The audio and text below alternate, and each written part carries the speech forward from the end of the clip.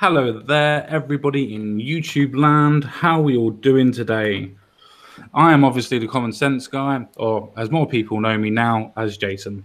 I am here today with just Jensen Quinn, and we're going to be talking about Mr. Alex Jones. So how are you doing today, Mr. Jensen Quinn?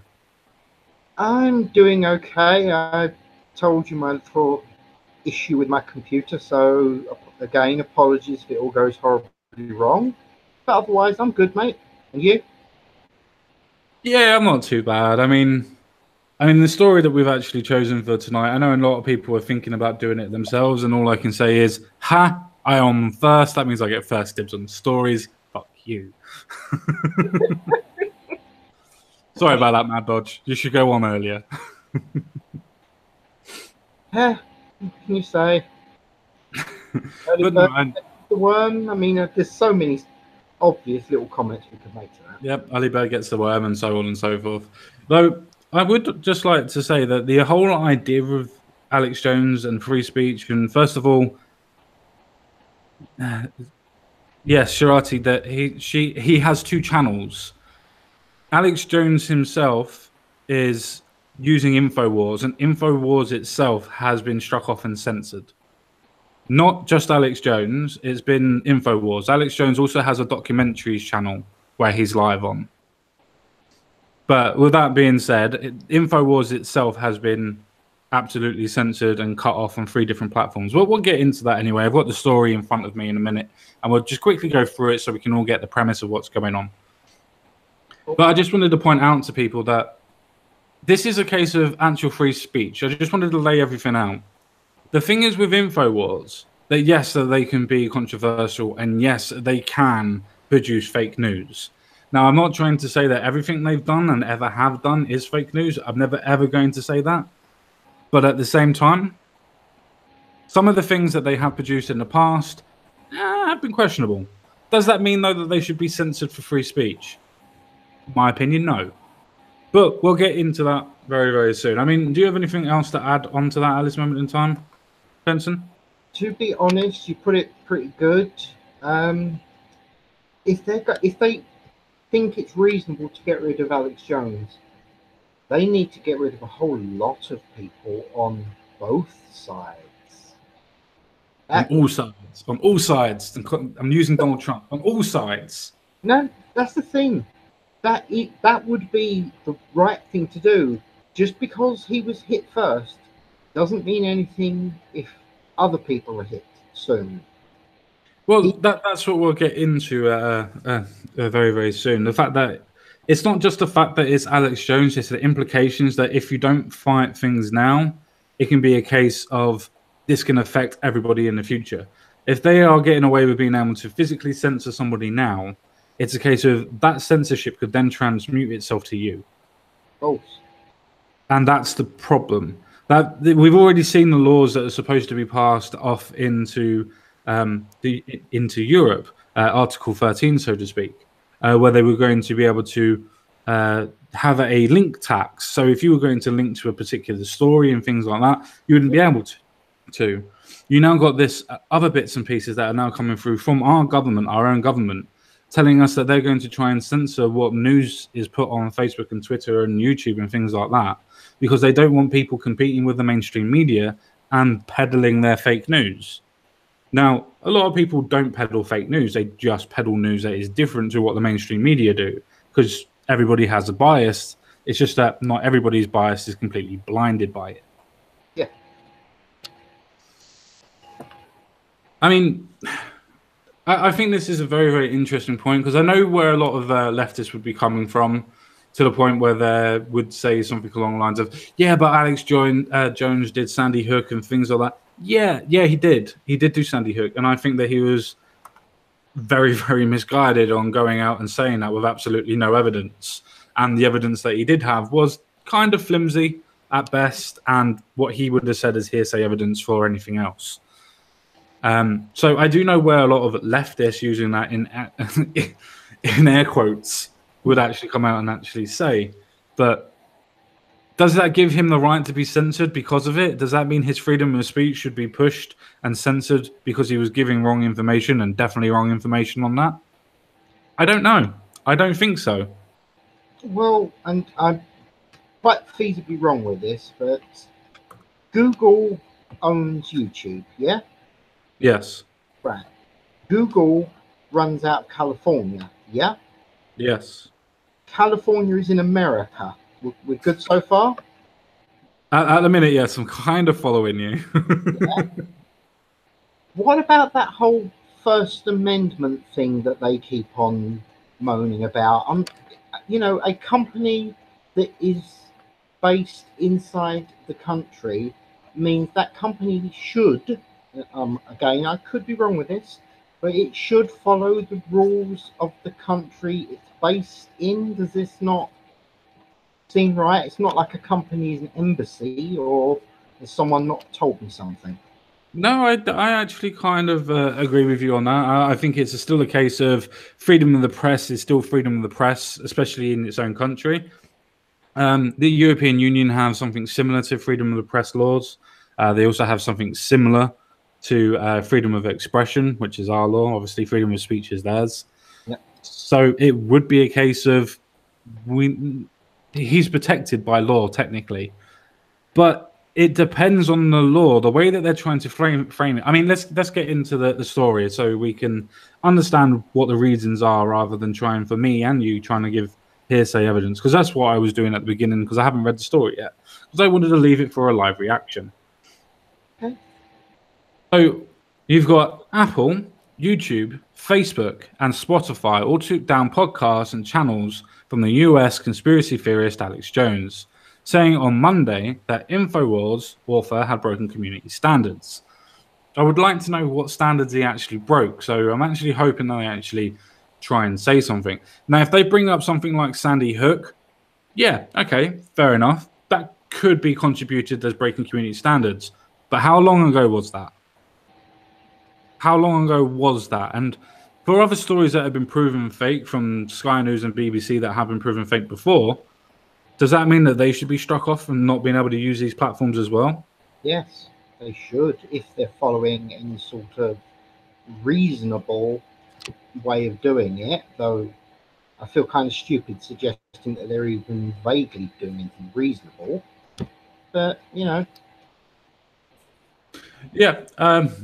Well, and I hate to be the latecomer that pipes up, but here's one of the issues that I have. We talk about it often. I'm sorry I'm late too, Common Sense. This has been a hell of a day for the internet. If I pop out, it's not my doing. It's on and off today. But here's the issue. What do we always talk about here? I mean, I think you saw my conversation with Mr. Whistler. And I really like Simon Whistler. He's a great guy, but he doesn't know me. He did accuse me of, like, and it was because of the way I worded something, of wanting an echo chamber. Yes. But we don't encourage echo chambers here, because what do we always say? It's an old saying, but I got it from the Conscious Caracal. He says it all the time. Sunlight is the best disinfectant. These people seem to be afraid of the light that Alex Jones brings. Well, maybe it's not the light that necessarily Alex Jones does bring, but maybe it's the case of it's a different narrative. And the thing is, people are scared of differences. People always have been. People always will be. The point is, just because somebody has a different narrative to you doesn't mean that they should be censored off of the internet. That's where I'm going to go with that. Speaking of echo chambers, I did invite somebody called Mike Stuckleberry. I don't know if everybody knows who that person is, but he is probably a slightly left-leaning journalist. He comes from London. He's obviously for this censorship. I did ask him if he wanted to come on. He said that he might do, but that's all up to him. Obviously, it's his choice. I hope he does come on. It would be interesting to get somebody's different view on this. Otherwise, it is an echo chamber the way that we are at the minute. If anybody else in the chat also as well wanted to come on that has a completely different view to this, please let me know, or message Jensen Quinn, because while I'm doing the show, I don't actually check my side chat very often, because I'm obviously doing this bit and reading the stories.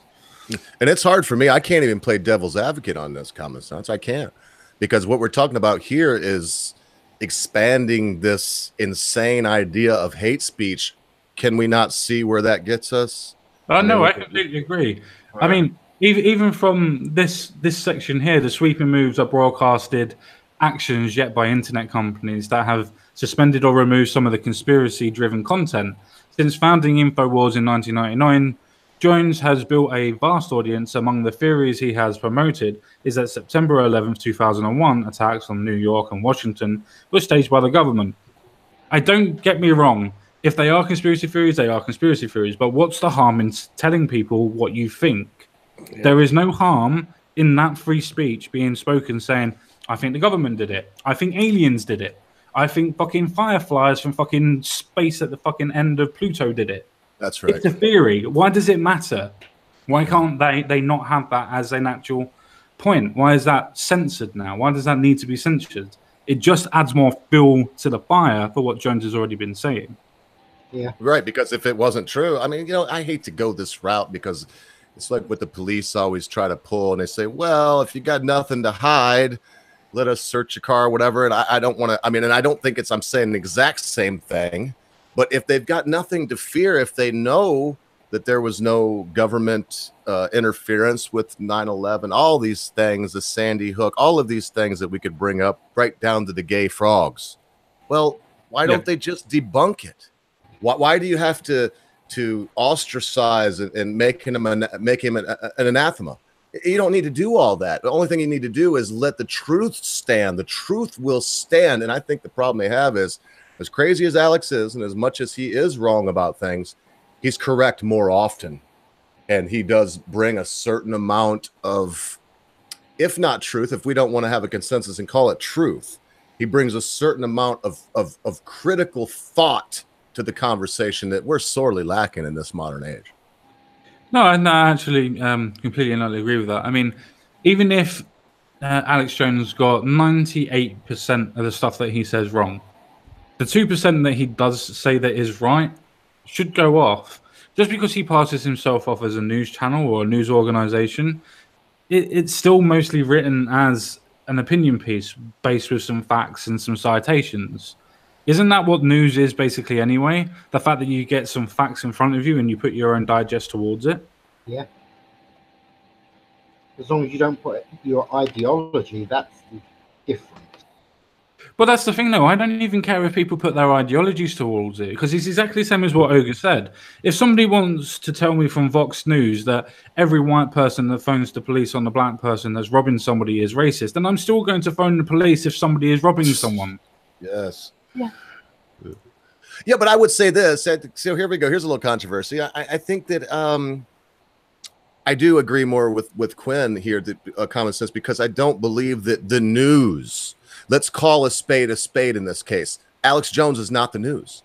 He likes to bill himself as the news, but he's an opinion journalist at best, and he is a political pundit at worst. I mean, he used to say the left, right. We all know how he's went downhill. I don't even watch the guy anymore. He used to say, don't matter who you vote for left. Now it's like Republicans, Sig Heil, Republicans, Sig Heil. I don't buy into that shit. How can a guy go from this to that? So regardless, I would say that it is not news. When you watch CNN, Fox, these things, there are no more news outlets. They're opinion journalists. They're op-ed pieces. They're op-ed organizations.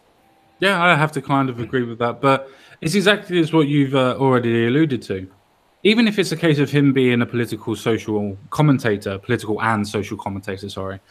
it's still a case of, can people not see how that then transfers to everybody that talks about politics on YouTube?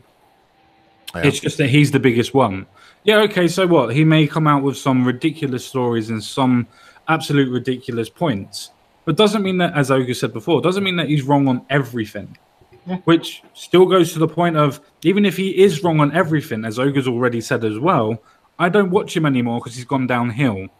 That is the way that you stop somebody like Alex Jones from fucking working. If you wanted it, expose him. You expose him for being a fake. You expose him for being a fraud if he is, and then you carry on that way. You, as Ogre said before, throw sunlight onto it and expose him for it. Not try and actually put fuel to the fire and try and actually say, they're trying to actually stop me. They're trying to censor me now. Exactly. Yeah. Said they would, which feeds into his little ideas that he has. So they are literally helping him. It's actually almost funny if he spins this right. Well, it's hilarious, and you said you hit the nail on the head there, friend. If they think they're hurting him by taking him off of 5 of his 6 platforms on iTunes, and for YouTube is now taking down his, but they think you're hurting him. What they're doing is, I believe they're pressing Alex and his organization to starting their own platform. And if they do, man, watch out. I really think it would be bigger than VidMe and all these, because there'd be a lot of people getting on it that just want to have free speech. That's it. Nobody's screaming fire, because they always like to go that fire in a theater. Nobody's screaming fire in a theater. Nobody is causing it an immediate uproar. And if we wanted to look at it that way, oh man, I don't want to steer it too far down the road of insanity. But let's face it, when we have people like this guy, this gun guy, and we have Batista now coming out and saying that it makes him sick that they fired Gunn Disney did for making fun and making light of pedophilia and these things that we take very seriously here. I'm still going to say, hey, that's his right to do. But once you start all the hate speech shit and all this nonsense that we have to deal with, well, then it's fair game for everybody. And what's good for the goose is good for the gander. And so now we have a situation where everybody's afraid to say what the fuck they feel and think. What an insane world. Let's let people just be themselves.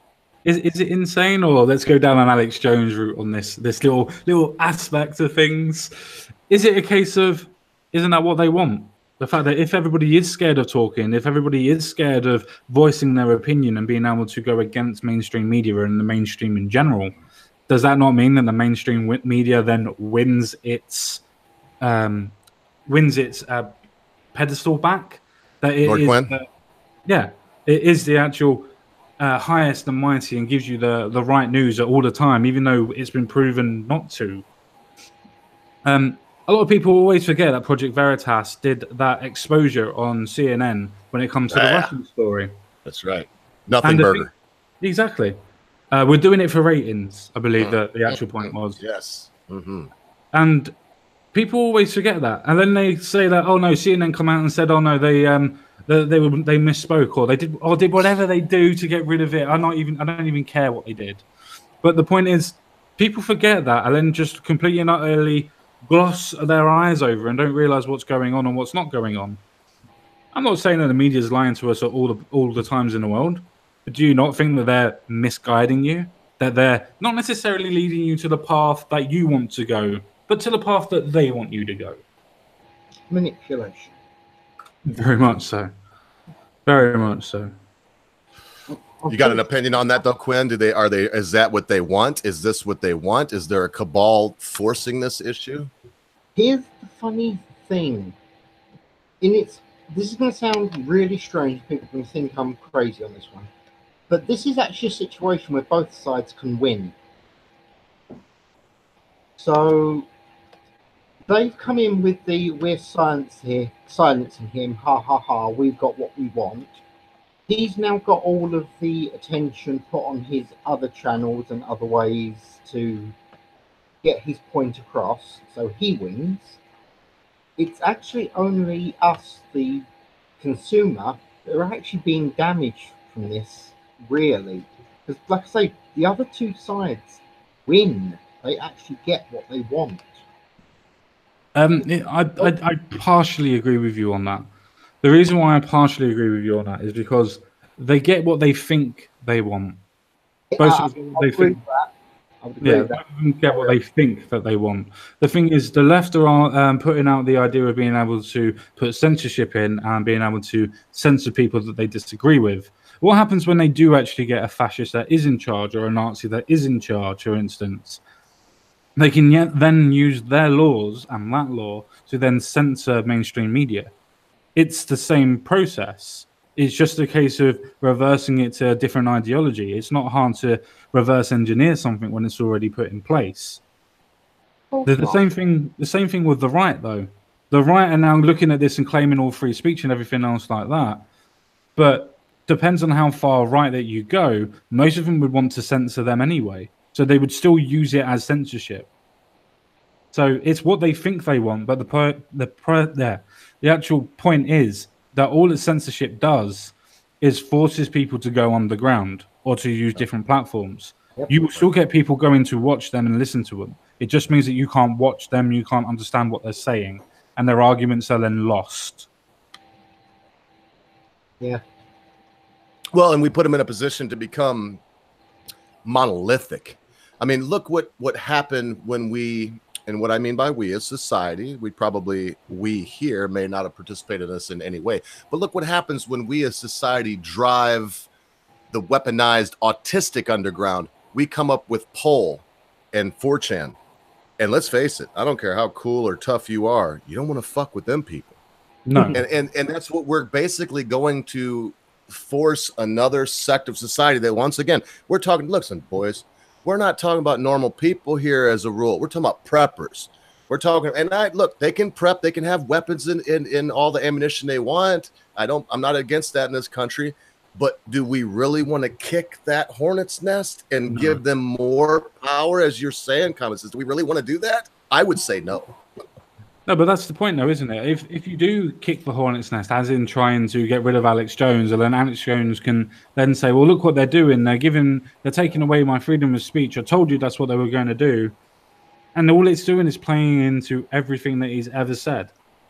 You're giving him more and more credence and more evidence to back up what he is saying, rather than what we've already alluded to and already said, that maybe it's just a case of take the time to debunk him, to prove that he's wrong.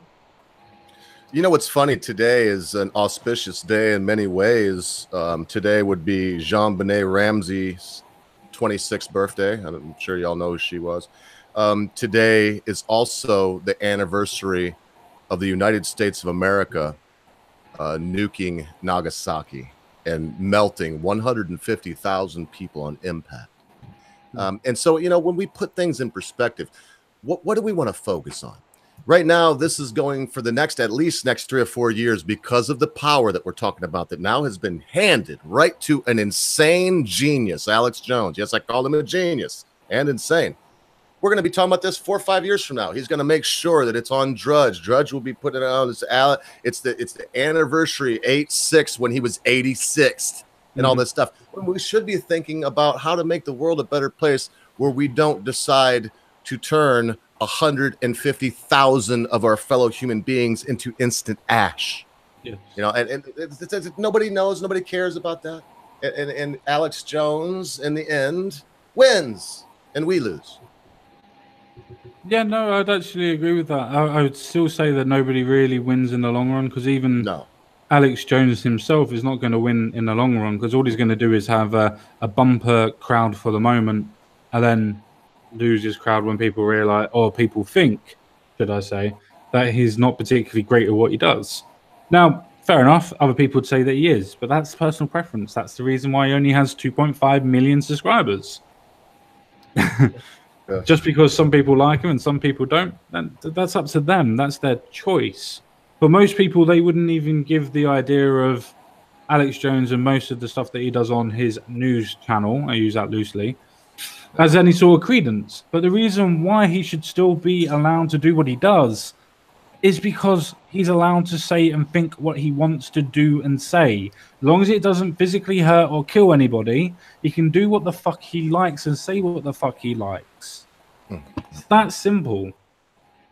Well, and he's helping the idea of hate speech. I really want to hear Quinn's idea on this, if he has one, because I see this as Alex Jones is helping the idea of hate speech being a real thing. It doesn't exist as law in our country, but the more people say it, I mean, young people now believe that hate speech is a crime in this country where it's not.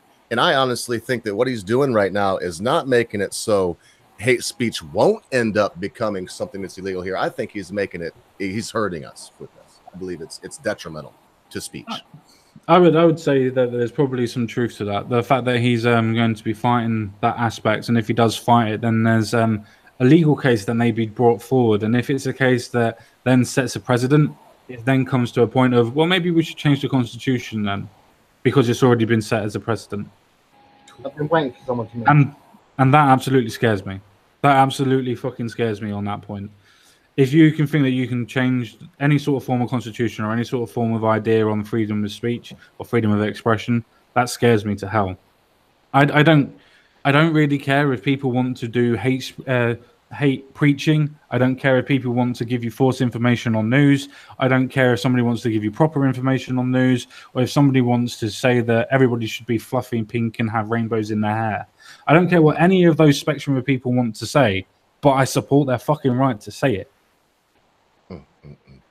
Yes.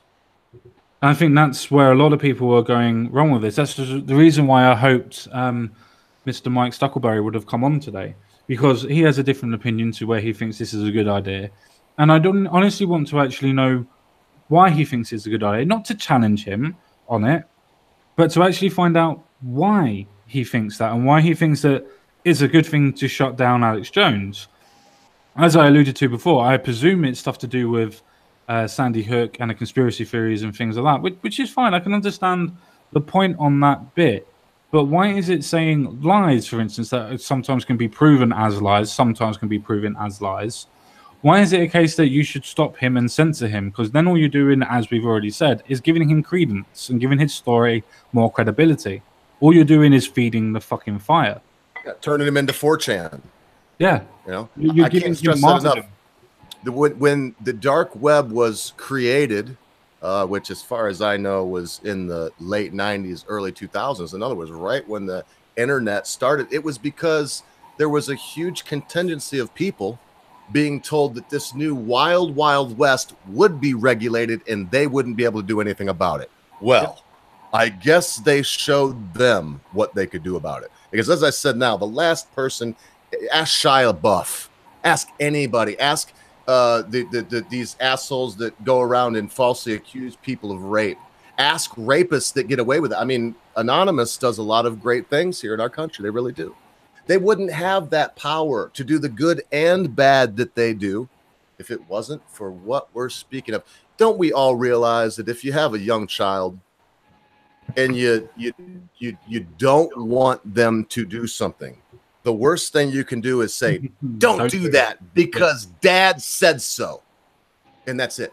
That is ensuring they will do it. And that's what we have here. We have the biggest, most intelligent kid on earth, the populace, being told, you can't do this. This is hate speech. This is terrible. You're going to be ostracized for it. Well, we'll see. It's not going to end well. No. That's where the ideas of civil war come into play then, isn't it? Where people will then fight for their chance and their rights to do, or their perceived rights to do what they want to do. All you're doing is pushing people into corners.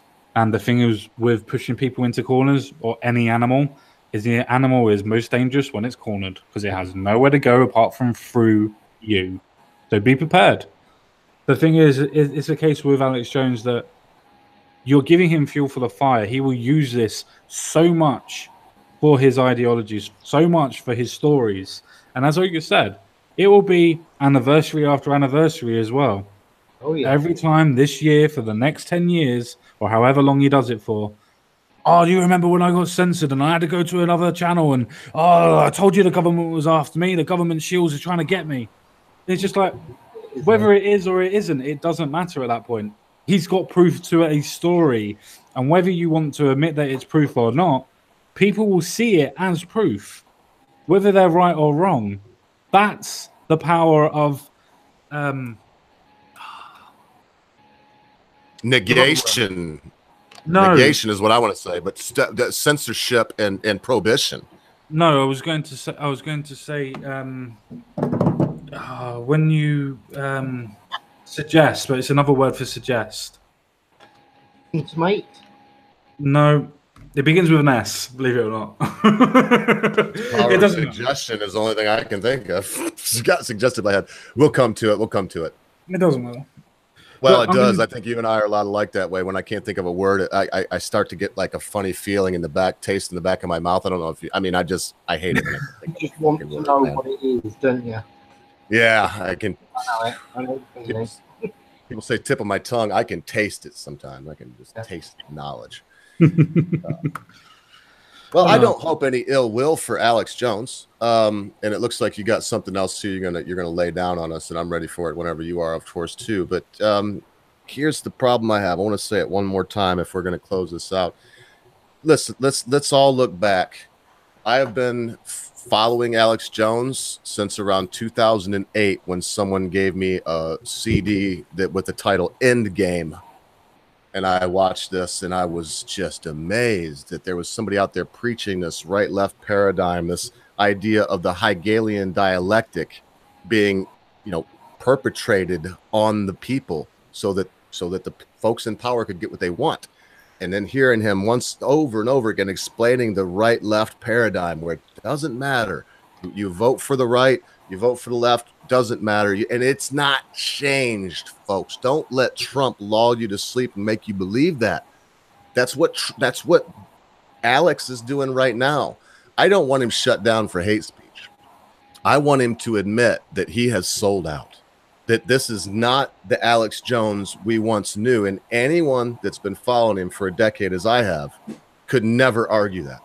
He would have never. Well, and I take that back. He backed up Ron Paul, and I think there was a couple others in there, interspiced in there, where he would back a certain one. Some of them were Democrats. Now, anybody listen to him lately?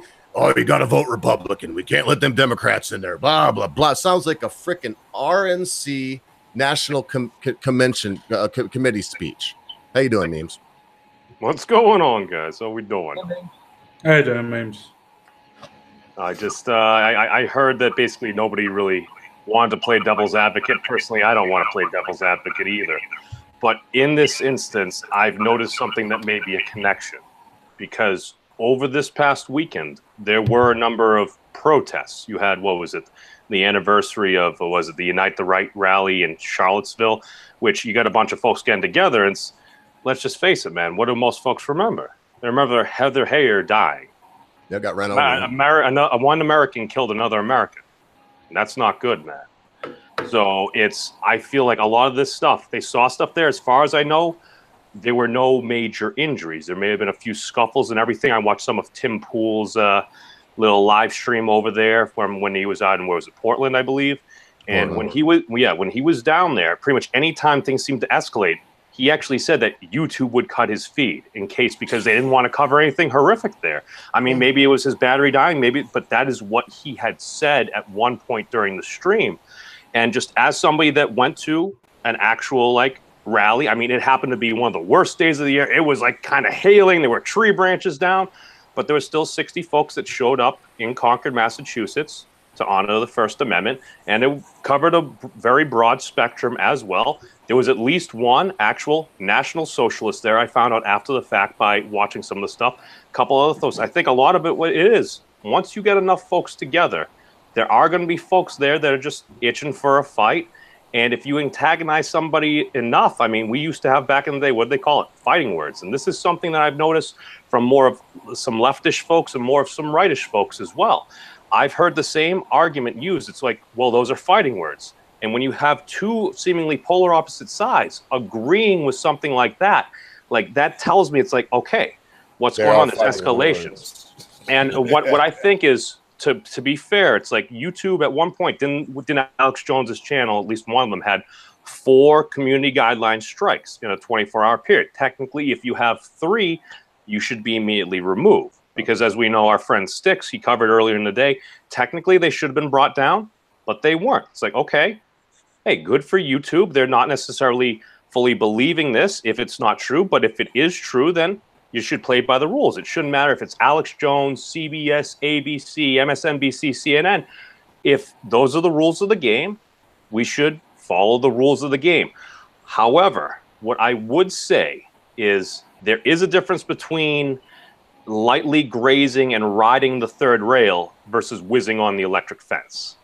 And for example, for Alex Jones, when he's kind of throwing out that whole Sandy Hook stuff, it's like, dude, you're just pissing all over the electric fence. There are kids that are dead. It's like, come on, man.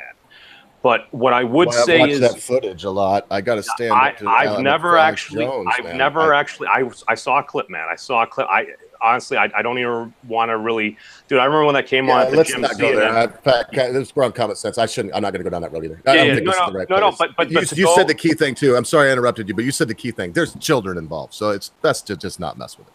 Yeah. So to go on why I believe that, again, to argue devil's advocate in this particular case, I believe a lot of the YouTube powers that be, they saw a lot of these things going down. They think that there might be violence. And when you get a guy like Alex Jones, it's like 1776 will rise again.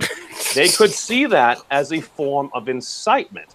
If you're just go by the English common law principle, a reasonably prudent person. So your average Dick, Sally, or Jane, or whoever's out there, they're watching like the CNNs, the Fox News, and stuff like that. And you put on some Alex Jones and you see him basically tearing his shirt off, doing this. Yes, it's news entertainment. But if it's being pitched more as, all right, it's similar to CNN, whereas maybe they're not actually breaking a lot of news all the time. They're going by the Associated Press because they're kind of sharing and pooling stories there. If Alex Jones is doing the same thing, is he not classified as a news? So if you've got a guy doing that, what I'm saying is, I believe a number of people felt that he was basically either dog whistling or trying to incite a certain level of violence with his rhetoric. Now I know why you cut your beard off, too. I just figured it out.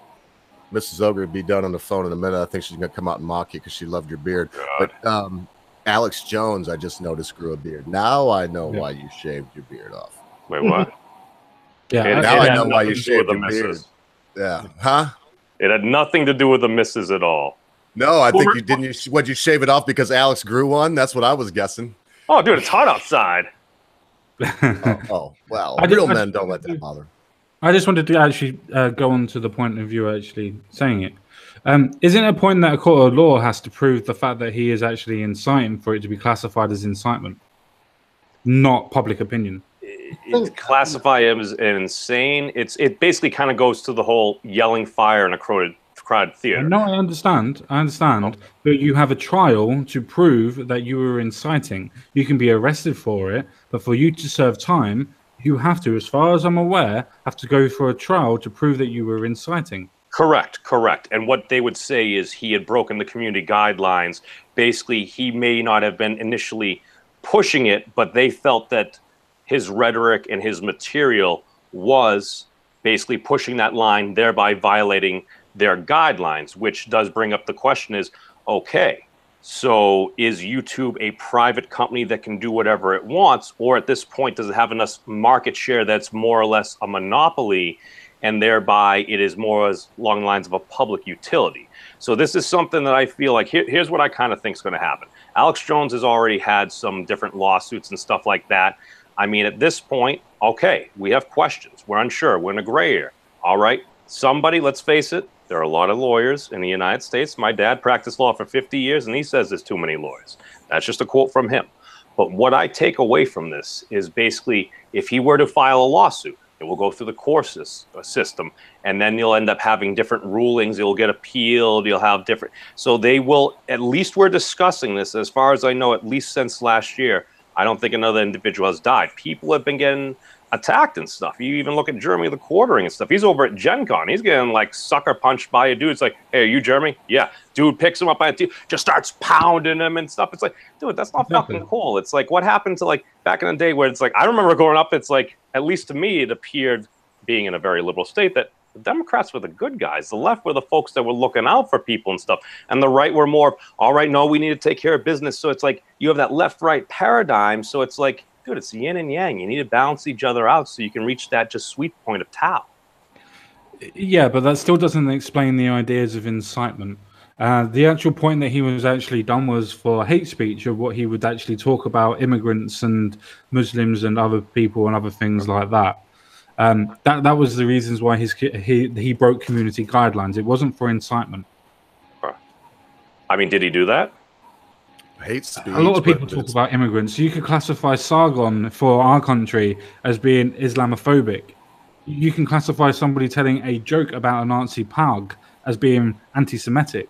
No, that's true. No, that's true. And actually, I was on another stream. I won't name Cabbage.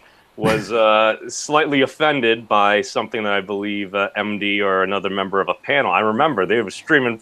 They were doing like 10 hours of streaming. I got up in the morning like 5:30, and all of a sudden, I see the stream still going on. I'm like 15 minutes from work. I like pop on with my wireless headset, and I'm just like, hold on, wait, Cabbage. Would you say you were offended by something that somebody said on the internet? And he said yes.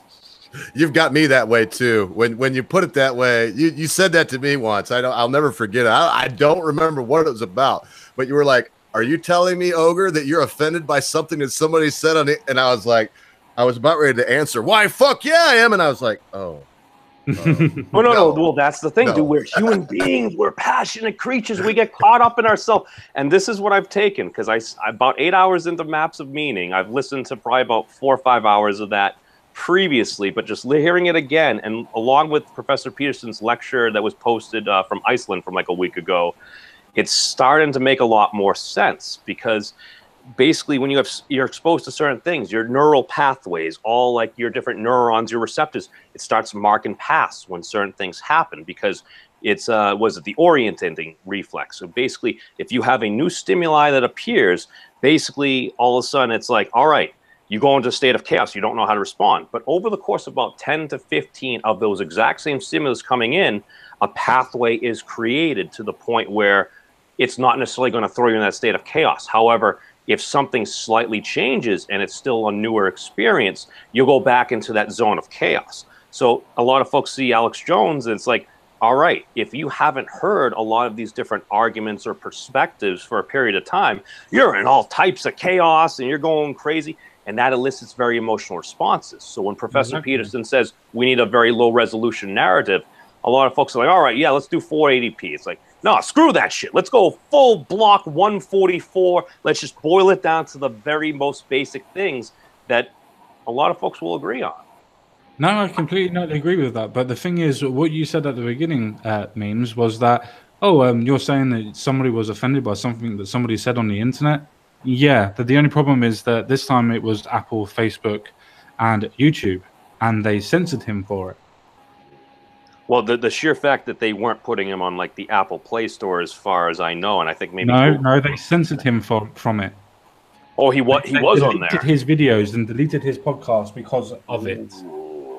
That's I mean, that's opening himself up to a potential lawsuit. I mean, it's a bold move. Is it the right move? I have no freaking idea.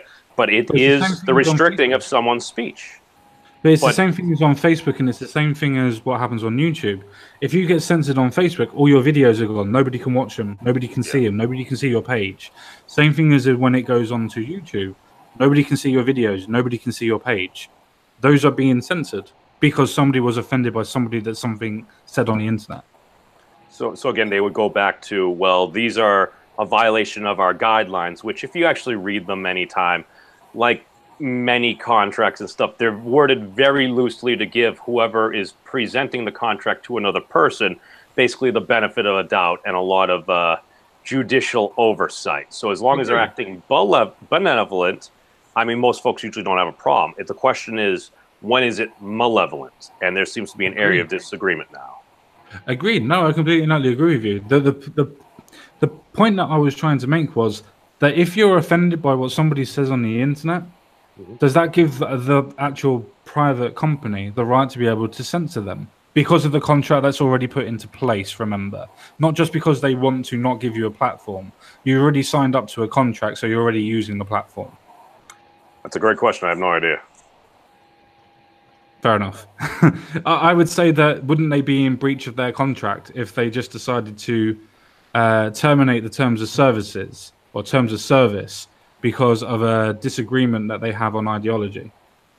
I mean, what I would tend to say to that is, based upon taking like a business 101 contract law class and speaking abstractly with my dad about kind of like some cases he has and just my general understanding of English common law, which is very minuscule, I would say that basically at this point he could basically sue for potential damages, because if he's not aware of this and they did not give him prudent time to shift everything over to BitChute, develop his website more, because most of his videos were embedded from YouTube and not actually hosted on his site, that at this point they are denying him his livelihood. They're denying his other employees their livelihood for InfoWars themselves.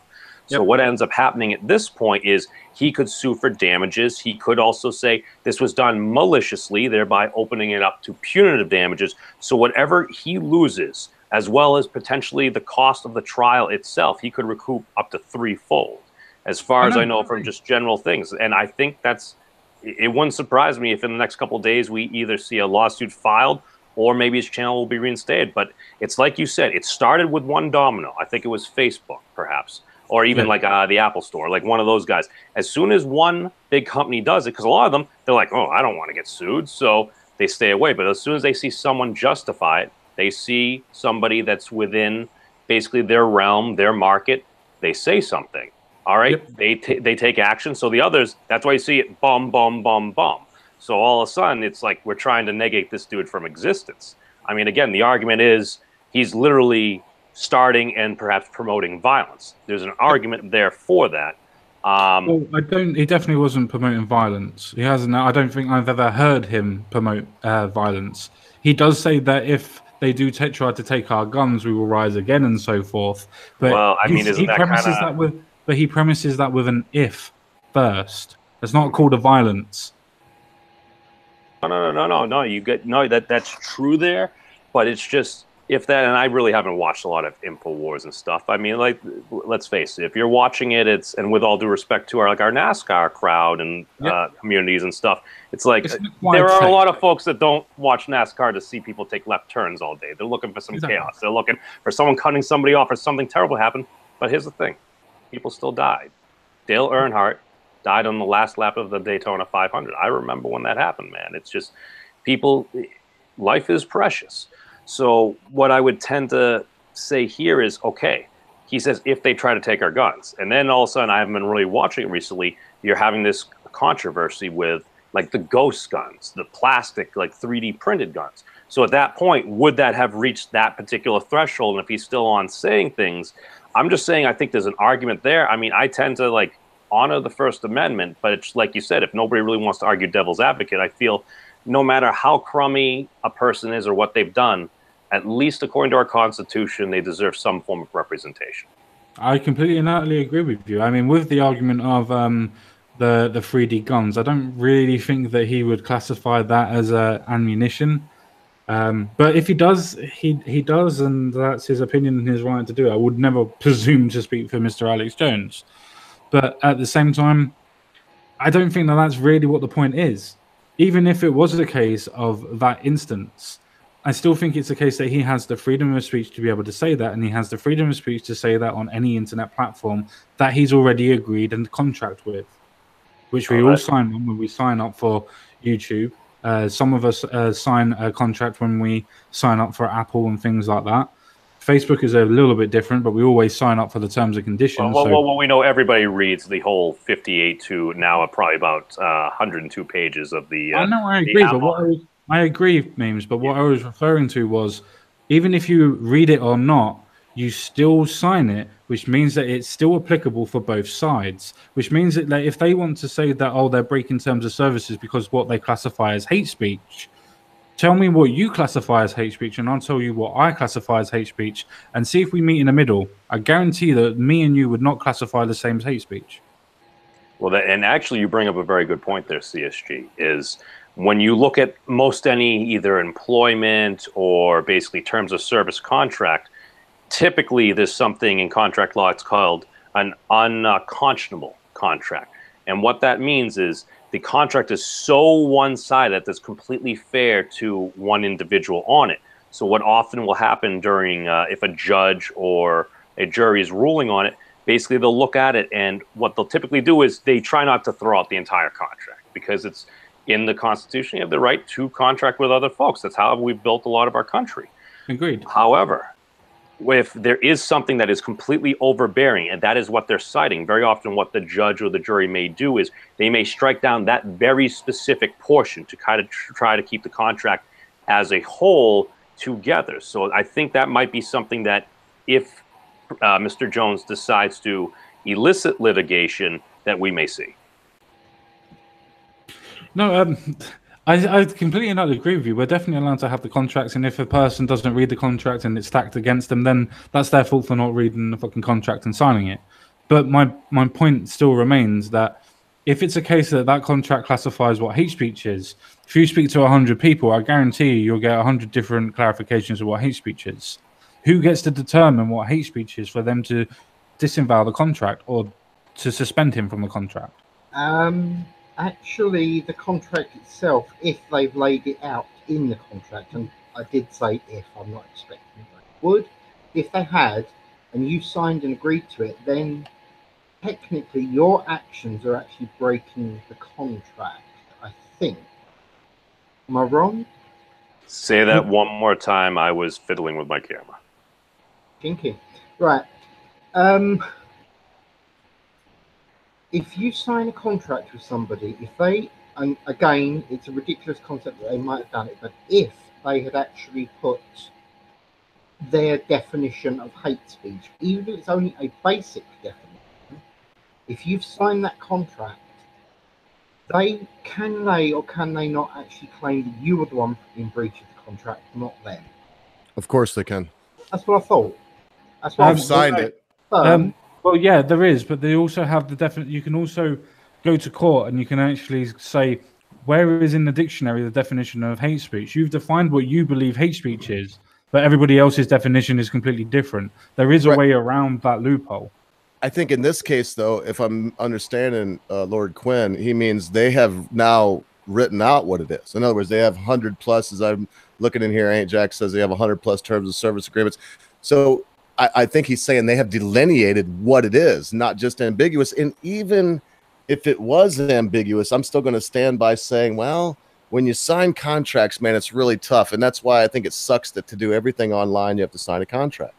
No, I just completely agree with all of everything that everybody's saying, but I still remain to the point of, even if you put a definition down of what you classify as hate speech, you will very easily be able to get around that by saying, where's the dictionary definition of it? Right. When I would say this, you can litigate anything. Well, they wouldn't actually need to, because they've set what they're saying you can't do. If you then go against what they've said you can't do, aren't you in breach of the contract? That's the point. You are the one that are breaking the rules. It doesn't matter how the rest of the world consider hate speech. That's secondary right now.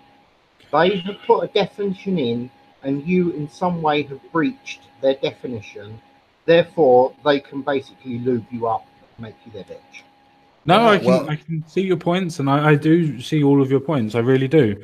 I'd still go to the same point of saying that if somebody says that this is a definition of hate speech, and it's a case of nobody can talk about immigrants and nobody can talk about Sandy Hook or nobody can talk about this, and you've signed it, does that not necessarily mean that anybody that talks about immigrants, that nobody that talks about Sandy Hook, that it classifies for everybody, because then it's still classified as hate speech? Well, there's a very interesting thing that 8Jack actually put in the chat. Basically, he's saying that a lot of those laws may actually be unconstitutional. And the basis for that is, and I could be wrong, I haven't looked it up yet, but it does say basically the Constitution, all laws and contracts in accordance with Constitution must be understood by majority of people whom read it. Majority would be 50% plus one. So basically, that's the principle of the reasonably prudent person. What is your average Joe or Sally? If they just sit down there, would they have at least a fairly good grasp of what is in there? And I think for this, it'd be tough. I have to say, so I'm almost leaning toward what Common Sense guy's saying here, not just because it can be litigated, but because if you add into Meme's point, well, you'd be hard pressed to find 50% plus 0.001 that understood the same thing about hate speech. I think that'd be very difficult to do. Even if you read it down, there'd still be people that would misinterpret the reading of it. That's right. Because we all sprinkle our own personal bias and stuff without, we don't have a choice in that. It's not evil or good or valiant or, shameful. It's just the way it is. We always sprinkle our own personal bias in it. And, the funny thing is, myself included, we don't know when we're doing it. It's called a personality. It's just the way it is. Yeah, agreed. No, that's a very interesting point you bring up, Mr. Ogan. I hadn't even considered part of that as well. I was just going by, well, what is a judge going to say? What is the court going to rule? And I think part of this now is with broadband internet, along with the social media landscape as we have it now. Pretty much everybody has the ability, if they are connected, to voice their opinion, to let other folks know what they are. And that just throws a whole other monkey wrench, because before it's like, what happened? It's like, oh, something bad happens. It is what it is. You move on. Because let's take the Alex Jones example, and let's say, because if they're going to hold Alex Jones to those standards, via the words that he said, let's face it, I think most of our channels should be shut down right now, probably. So, I mean, mine definitely should. The amount of times that I've spoken about sexual grooming gangs and we'd all be done. I'd be sent to prison, wouldn't I? Yeah, so you'd be clause. Yeah, you'd be warming up Tommy Robinson's old cell. Common sense, you better believe it. No, and let's consider this. Why likely have we not seen that happen? Because we're just a couple of little folks. A couple K here, a couple K, maybe 22 over here. But it's okay. That's the thing. We're not getting necessarily a lot of attention. Whereas you got like a lot of bigger guys, like Jordan Peterson's Google Gmail account. It was shut down, which was connected to his YouTube. Sargon. Well, exactly. Yeah, and even Sargon too. His YouTube channel was removed for apparently a couple of days as well. So you see this stuff happening, but it was resolved. Now you have a case where you got a guy with 2.5 million subscribers just all of a sudden going poof, just vanishing from a majority of the internet. That's something that actually has a very large financial stake. Because let's face it, a lot of us, and I think we have friends that have been on this platform, they've had channels, they get shut down. What do? They're like, it's a lot of work and everything, so they don't even bother. What are they going to do? Launch a 10, 20, $50 million lawsuit? No, dude, it's what are you going to claim? Oh, I want my 32 cents of ad revenue from this month or anything. It's not worth it. But now you have a case where, I don't know, maybe we'll find out what the actual rules are. I don't know. Well, that's a very interesting point, and I am quite happy that you actually brought it up. The fact that it has happened to so many small channels in general for the classification of you broke terms of services and conduct. People get broken for terms of conduct and misuse and so on and so forth for talking about weed, cannabis, for talking about instances of mental health. People have been turned off because of that and shut down because of that. Where does that breach terms of service and conditions? But now, as you quite rightly said, you've got somebody that is massive, as in Alex Jones, 2.5, as you said. Where do you go from here to the point of somebody like him has now been deplatformed, without a better word, just because that they don't necessarily agree with his points? Now, don't get me wrong. Again, Alex Jones can be very antagonistic, but antagonistic is not the same as a call for action or a call for arms. Yeah, no, I hear you, man. And this is all right. And the question is, like you said, where do we go from here? And I think we might see what we've started to see in some other instances. So for a long time, you had a lot more leftish folks kind of tweet mining, going through people's internet history, going through, be like, oh, look at what you said. Oh, it's beyond the pale. Let's get them fired. Let's remove this person from their livelihood. And now it's started to go because I'm going to bring it up and, well, partially to bother the cabbage, but social physics, what happens? You have one side. They start doing something. You're going to expect a reaction from the other side. They'll be proportionate to what they feel they can do and what they are willing to do. So you had a lot more rightish folks doing the same thing to a bit more leftish folks and saying, oh, James Gunn, oh my God, this, yeah, it's creepy. Oh, remove him. They're trying to do this with a New York Times reporter. And you know, hey, New York Times stuck by it and just like, you know what? That's in the past. She understands. We're going to move on. You know what? I think that's something that most folks here would support. Even if you despise the New York Times, here's the thing. It does set a cultural precedent to at least maybe tending towards a better direction where kind of have more of an off-the-clock principle. If you're not on the clock, it shouldn't matter. But what I'm fearing here is, and I think we might start to see it, if they can take down Alex Jones, who has an established presence, what are those 2.5 million people going to do? Let's assume that, okay, maybe all of them, maybe they like just poking around, maybe they like criticizing them. Let's assume that, just for argument's sake, 20% of those folks are really big fans. They're really big supporters of Alex Jones. That's 500,000 people, man. Yeah, if 500,000 people are pissed off, what's going to happen? Maybe they start viewing other outlets that they view as trying to get rid of Alex Jones. Maybe a lot of the other major news carriers. Maybe they'll go into their videos. Maybe they'll start going through past stuff. Maybe they'll say, look at what they said here. You said Alex said something bad here. You have to hold them to the same standards. So what are you going to see? Maybe you'll see a lot of these big channels getting taken down, or if they don't get taken down and there are specific instances where they were doing the same thing that they removed Alex Jones for, what's the excuse? Are you just playing favoritism? Or because the rules got to be the same, man. You have to have clearly established rules, and obviously we're not sure. We have a disagreement of it. We don't know what they are.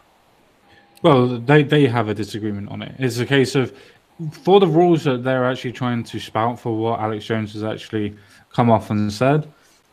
Like yourself, I don't watch Alex Jones religiously. I watch him for a bit of fun every now and again, to be honest, and that's really rare. Probably once a month, maybe.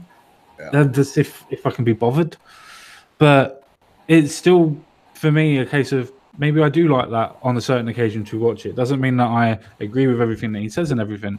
But I've never really heard him go on to the points of all immigrants should die or anything like that, to a point where you can say, well, this is purely what you could, even from a layman's point of view, classify as a hateful spoken word about other people. And yeah, I've never really seen that, so I don't understand how people can classify that as hate speech or something like that. Hate speech, where you're talking about immigrants and it's a case of it's a little bit out of the way or whatever. That means that anybody that talks about immigration in a derogatory term or a catch-all term is then classified as being hate speech. That means all of us, or at least most of us that talk about immigration in general, would be off of the streams, would be off of everything. Wouldn't even be able to talk about tonight, for instance. Oh, yeah. You never know. Oh, go ahead, Jacob.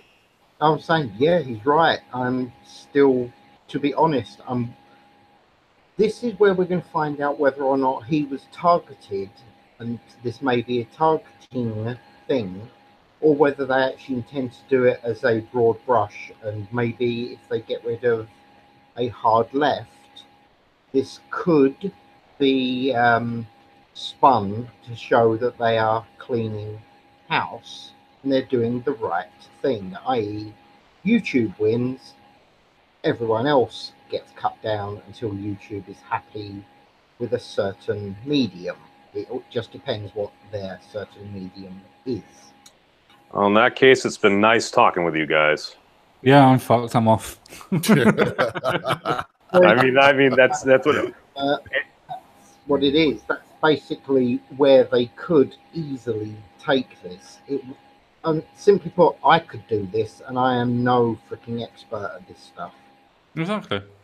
But that's what scares the mainstream media. That's what scares all of these big political organizations and everything as well. And the fact is that people like ourselves that are not necessarily completely political savvy, but we have an idea, we have a point, we want to believe in what we want to believe in. Nobody has a right to tell us what we can and cannot do on that aspect of what we want to believe in and what we want to do about it.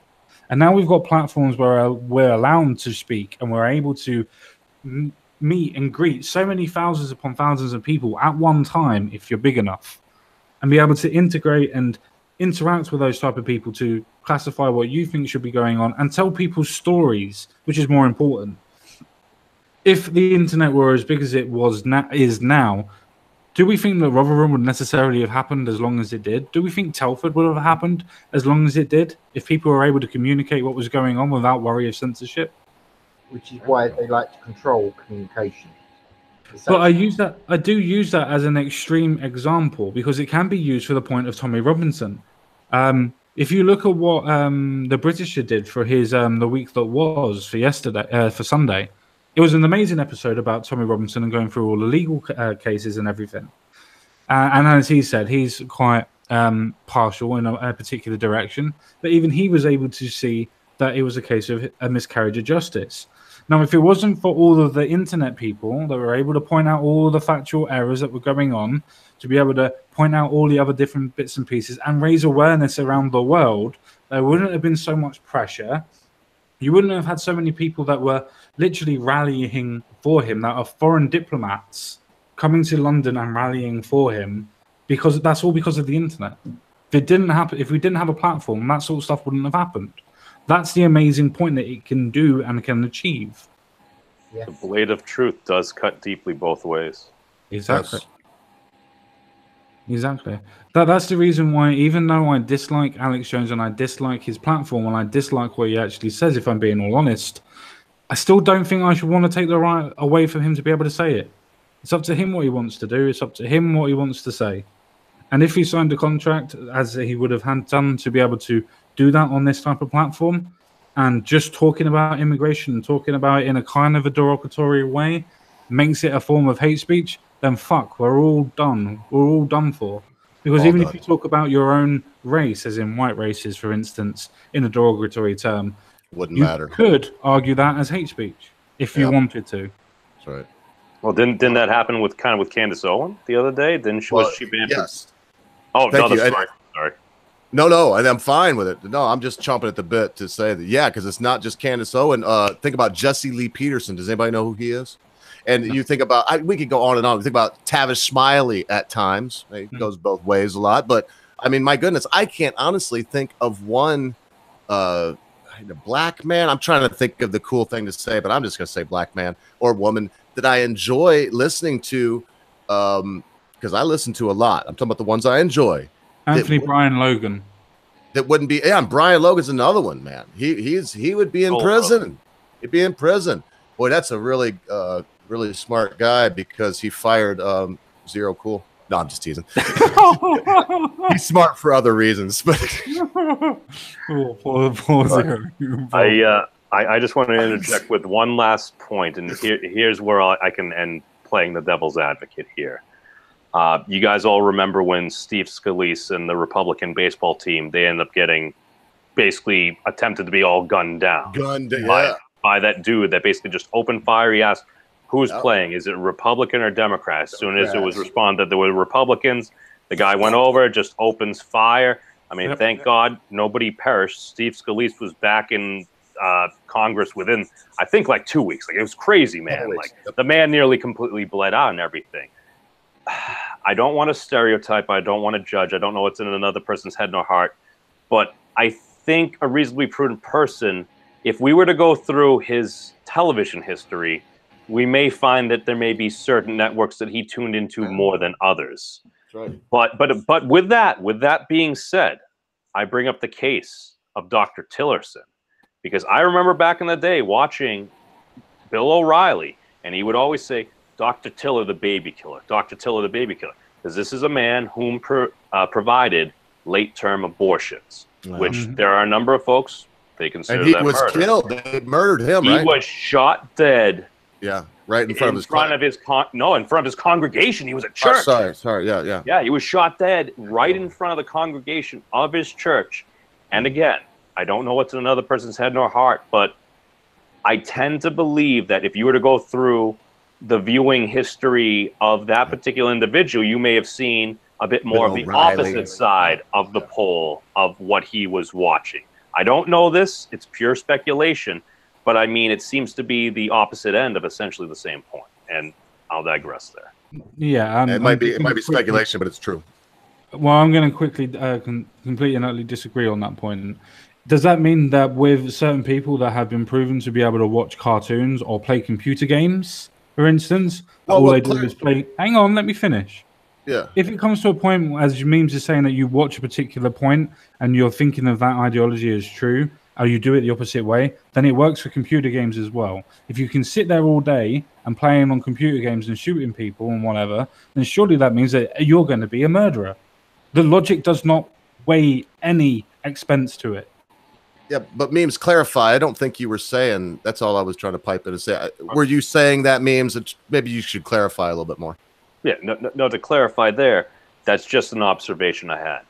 What is the actual correlation? That's why I say I don't know what's in another person's head nor heart. With a video game thing, you could try to take out the argument, like there's no real correlation. However, for some instances, they haven't also disproven it either. What it seems to be, and I forget, I think we may have actually talked about it the other night. I actually completely forget who I talked to this with. But basically, in most instances, I believe that if there is inflammatory rhetoric, I think most folks get that. And it tends to just kind of average out. However, there may be a select few individuals where, depending on their life experience, whatever they've gone through, it does inflame it. Oh, we were talking about eye contact. Eye contact, that's what it is. Because if you look another person in the eye, you're looking into essentially their soul. You're looking into another human being, and that humanizes somebody. Whereas in most instances, it may de-escalate the situation because you see another human being. However, in some instances, you may have somebody and maybe whatever's going on in their head, whatever they've been through within their life up until that point, all of a sudden, maybe that is an instigator. So maybe it's something kind of akin to that. But I'm just saying, with great power, comes an even greater responsibility. Then I'm going to have to go with common sense on that, because see, what I thought you meant is that even though, you know, you could get 50.001% of people, that you were saying that doesn't mean that it causes it, because yes, we can look at this guy that shot Scalise. I can't remember his name. I wouldn't want to say it anyway. And I'm sure that he watched a lot more CNN than Fox News. Yes, we can go look at this other guy. He's probably watched more the guy that killed and he probably watched more Fox News or whatever, Alex Jones and these other things. But that not only doesn't correlation show causation, but I mean, I'm with common sense on this. No, you can't go. I would say that your average person would look at it and say that, yes, this is why. But no. I think that's the cart before the horse. People that tend to certain things will watch and consume certain things. That doesn't look. I was playing World of Warcraft. What is it? Call of Duty. World at War today. Just mowing down Krauts, man. Just shooting the Nazis like it was fun. Had it set on the first to the hardest. Well, anyway, I'm not going to shoot anybody, but I'm sure there are serial killers and other people that were doing this thing as more than just vicarious. It was an acting out of what they were even planning. I don't know if I took too long. I'm going to say this, Memes. I want a perfect clarification. Are you saying that what people watch and what people listen to directly influences whether or not they would be a murderer? No. Okay, yeah, go ahead. Basically, everything that you consume, you end up taking, it ends up being mimetic. That's the thing. You're going to take different things. Is there a direct correlation to being a murderer? I don't see any evidence of that at all. But here's the thing, and a wiser man than myself said this once: you can never model the extraordinary. So that could be extraordinary as in extremely good. It could also be extraordinary, just a complete statistic outlier for benevolence, or in some cases malevolence. Yeah, I think what we're actually doing at this point in time, we're trying to draw correlations of things that are not there. If you have over 10 million people that play Call of Duty, World at War, or whatever, a fighting shooting game or whatever, and you only have 9 people that commit mass shootings, for instance, that doesn't even form a correlation. That doesn't even do anything. It's an outlier. It's not even a factor. They wouldn't even look at that as a point of reference. No. All we're doing at this point in time is trying to draw a correlation. We're trying to fit with rhetoric, rather than looking at data and going, well, there's over 10 million people that play a particular thing. There's over 50 million people that would watch Fox News. There's over 100 million people that probably watch CNN. They don't go off and shoot people. There is a problem with the people that do that. 9 times out of 10, between 90% of people that have mass shootings or have done mass shootings have a problem with their brain. Yeah. Yeah, oh, dude, and here's the thing. That's why I was like, all right, this is the argument that I think that a lot of these entities would make. And when it boils down to it, the United States of America has the First Amendment. And if you would like to do something that does not fall under the First Amendment, we could have that conversation, but that requires a constitutional amendment. And I'm thinking we're going to see the courts probably rule in favor of it, man, just because we've seen past rulings. We kind of see how the court's made up. I don't know what they're going to rule on, but it's like whatever they do end up coming back with, I tend to think that they're going to err on the side of the First Amendment. So I just felt that was an argument worth putting out because it's likely something we may hear in the future. Well, they might now if we get to, we got Gorsuch. They may now, but I'm going to tell you what, they're so worried about this and they so want to twist this, boys. They want the same power in this country that they have there. which basically is, if we don't like you, we'll pay very close attention to what you say, and we will fine you, we will try you, we will put you in jail, we will make your life an utter hell, we will make you an outcast in your own community. And I think they were close to doing that, man. I really do. I think more than anything else Donald Trump has done for me, particularly because I didn't want a job, whatever. This is what I think he did. He allowed it to be, at least for a little while longer, that the people on the Supreme Court will be looking at the Constitution when they make their decisions, not at people's feelings like Ruth Bader Ginsburg, the undead bitch from hell. Hey. She's a lady that likes jumping out of airplanes. I got to respect that. I'd like to throw her out of an airplane. I'd like to throw her in a helicopter. Right? That's the way that... Yeah. Helicopters for Ginsburg. That never even happened. Coach Red Pill debunked that. Yeah, he did. Did it happen? No, maybe. And you got to believe everything that man says because he's just packed with integrity. Okay, let's move on. Let's move on from that one. I do think that this is actually a good reference point to what we've been talking about. The fact that, is it a case of we are looking for reasons, or some people are looking for reasons to get rid of Alex Jones, rather than it being a case of Alex Jones doesn't really cause much of a problem to anybody, really? Yeah, okay, fair enough. 2.5 million is quite big in the aspects of YouTube to us. Not in the aspect of PewDiePie, is it? Did you see what I'm trying to get at? Yeah, he's got 2.5 million, but it doesn't really affect anybody. It doesn't really do anything. Especially if you have over 300. So it's kind of a matter of not scale. Really reaching a lot of people. Yeah. He's not really reaching a lot of people, is he? That's my point. So it can't be a point that they're trying to get rid of him because they think that he's going to be preaching all this hate. Because otherwise they would have done it, what, 6, 7, 8, 9 years ago when he first started? Well, that brings up an extremely interesting point, because at what point, at what viewership, followership, what level do you have to reach before you become a public figure? No, I'm not saying he's not a public figure.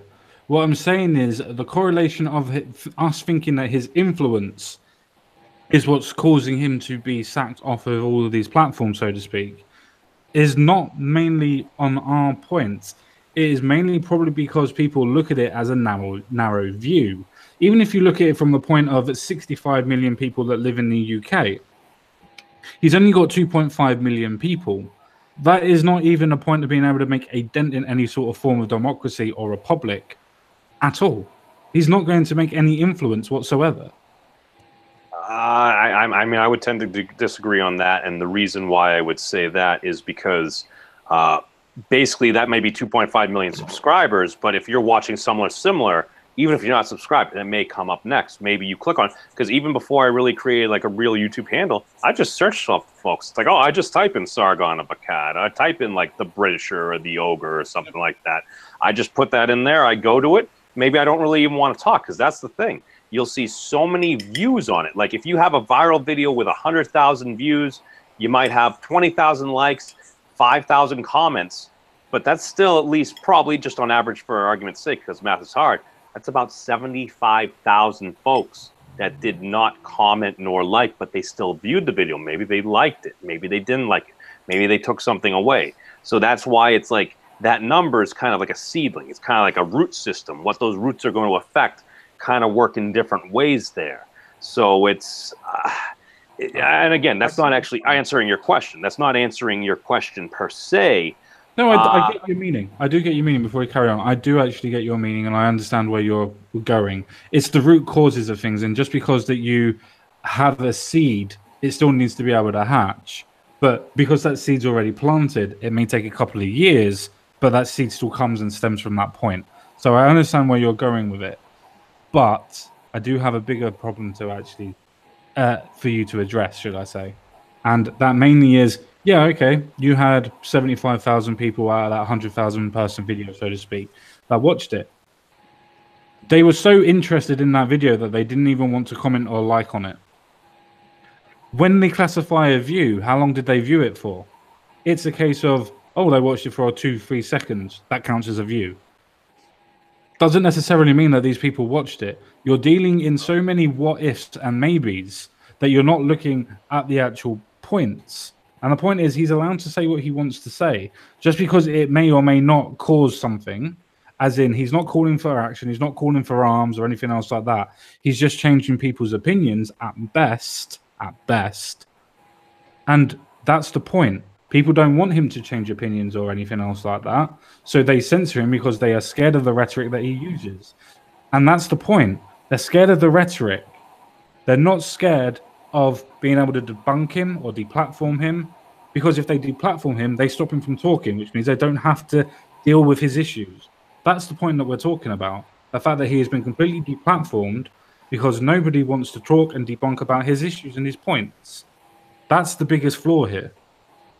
Well, I think a lot of folks want to do that, and I think they kind of, one of the strategies when I believe Megyn Kelly was going to interview him earlier this year was kind of just try to make him as like a lol cow, kind of just make him seem silly off the top, be like, oh, somebody can watch this, but they felt that they could put him on the back shelf. However, Alex Jones, as a Class S troll, what'd he do? The dude wore a wire. He's in there. He's getting everything there, so he has full context of what was said. So if and when they air that, then if he was speaking in a way that he knew, if taken out of context, would seem completely censorious, they'd be like, yeah, fake news. You're taking me out of context there. So I think that actually ends up a lot of credence. Wait. Isn't that a good thing, though? Rather than the mainstream media taking him out of context, wouldn't you want to know what his context was? Oh, no. What I'm saying is I think it backfired on them. Like, they thought, okay, we're going to get this Alex, and we're just going to put him out the pasture. We're going to, like, end this man's career, make him just seem like a joke, and he'll just be that conspiracy theorist analyst in the corner over there. Yeah. But the thing is, yes, he reviewed it, but the thing is, then all of a sudden, that's why I think his platform, a lot of folks that weren't part of like 1 million, 1.6, 1.7, whatever he was at, maybe they didn't actually join. Maybe they just started seeking him out as well. And I feel like a lot of the mainstream media at that point, like, this guy is going to become dangerous. And depending on what he has covered, no.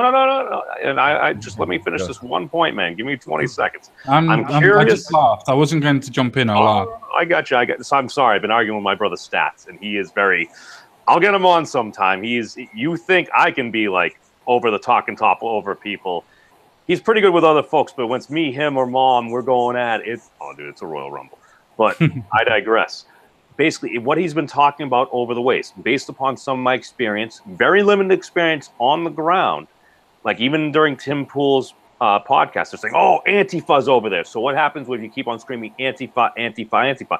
These are these folks that are going around just beating up folks on our side. So we need to do something. So what's the solution to folks wearing black masks and black stuff? Blue block. You wear blue masks. You wear blue clothing. So now you know who's on whose side. If folks directly know, it's not just random Joe, Dick, or Sally on the street. It's like, well, he's kind of got a fashy haircut, so I'm going to punch that dude. Or they've got a beard, so they're on this side. Or he's got a shaved head. Now all of a sudden you have defined sides. Now you have black bloc, you have blue bloc. And I think that's the reason why, and to all credit to the Portland PD, man, like they did end up dispersing it because there's a good chance things would have escalated. And I still think most of the folks at these rallies and stuff, they're good people, regardless of whatever side they're on. It's just, all right, you're eventually, once you get to a certain scale, you're going to have some folks who are just going to come along and just ruin everything or just looking for a fight. They're going to be that dude that maybe we knew this one guy. Yeah, he was there. Somebody says, he just socks him in the mouth. Why he done it? I don't know. I was tired. I was dehydrated. Hey, I did a whole bunch of stimulants or something. Whatever. It's like somebody's doing that. And a lot of the folks that wouldn't do that, all of a sudden they're like, this guy's getting beat up now. So now I got to help the guy on my side. So that escalates and escalates. And when you're going around there with shields and stuff like that, it's like, let's face it, when cops go in, basically the police forces, if there's a civil disturbance, if they're wearing riot gear, that's going to elicit a different response versus if they're just wearing just their normal like police uniform, just a nice shirt, they're wearing a tie or something like that, and they're talking with you. Because if you're doing like heavy duty police stuff like that, it is going to elicit a different response. Because now you're seeing guys wearing combat gear. So you're going to be more on edge. So there's more likely something could happen. And they're factoring that in too for their protection. So it ends up being a cycle of escalation until you have a spark and just the whole keg goes up. Yeah. I still think that it's more of a response of Antifa for years throwing bottles of piss and throwing firecrackers at people, that people decided to arm themselves than what fucking Alex Jones would have had to have said. To say that Alex Jones is the one that's been able to produce this blue block or whatever is not the case that it was Alex Jones. It was happening way before Alex Jones even was talking about it. You remember Man with Stick? The American Space Stick Man. He wasn't able to make it conquered. Yeah, and now we have Rufio Pan Man. This is all. Look, folks. What we need is a really good war against a common enemy that is, a powerful country that will take a little bit of doing, because people are just right now. There's no common enemy. They got to make up Russia. They got to make up all this crap. No common enemy. Now the common enemy ends up being your neighbor. And I mean, when you were saying, I can't go on with this. It'd take me an hour. It saddens me. Why do we need a common enemy? Why don't we just get rid of identity politics? I don't know, but we do. I don't know, but we do. We actually, as a society, we need a common enemy. That is. So then we'll come back to this again, though. But we'll come back to this again. Sure, we will. We will, because we don't need that. Then we need to find a solution. And the solution is getting rid of identity politics, and the solution is being able to sit down and talk to people rather than trying to fucking protest every time. And that's something to do with the left that's on that side. We need to get them to be able to sit down again and interact and talk. As memes always says, we have more that's similar than we do that's different. That just goes against thousands of years of evolution. What I'm telling you is, this is the simple fact. Like gravity, we need a common enemy. I wish that we didn't. I wish that it could be some kind of world where we could just say, look, get rid of the identity, but there'll always be identity politics. It's just nice when we can have a universal identity, at least within the boundaries of our own societies, i.e. England, UK, America, whatever. We all have our own. And the common enemy would be someone outside of those borders. Now, as you said, very rightfully, that's it. We have no more enemy outside to look to, so we come in, and it will always lead us back to this point. Yes, it will. And when it comes back to this point, somebody like myself will always stand up and say, man, we need a good war against a decent enemy that's outside of our country. And I'm going to tell you this, though. I believe it will be another 100,000 years of evolution before mankind will come out of the primordial sludge of this self-destructive way that we have to live. Why do we have to live? I can't answer any of those questions, common sense. And I do agree with you.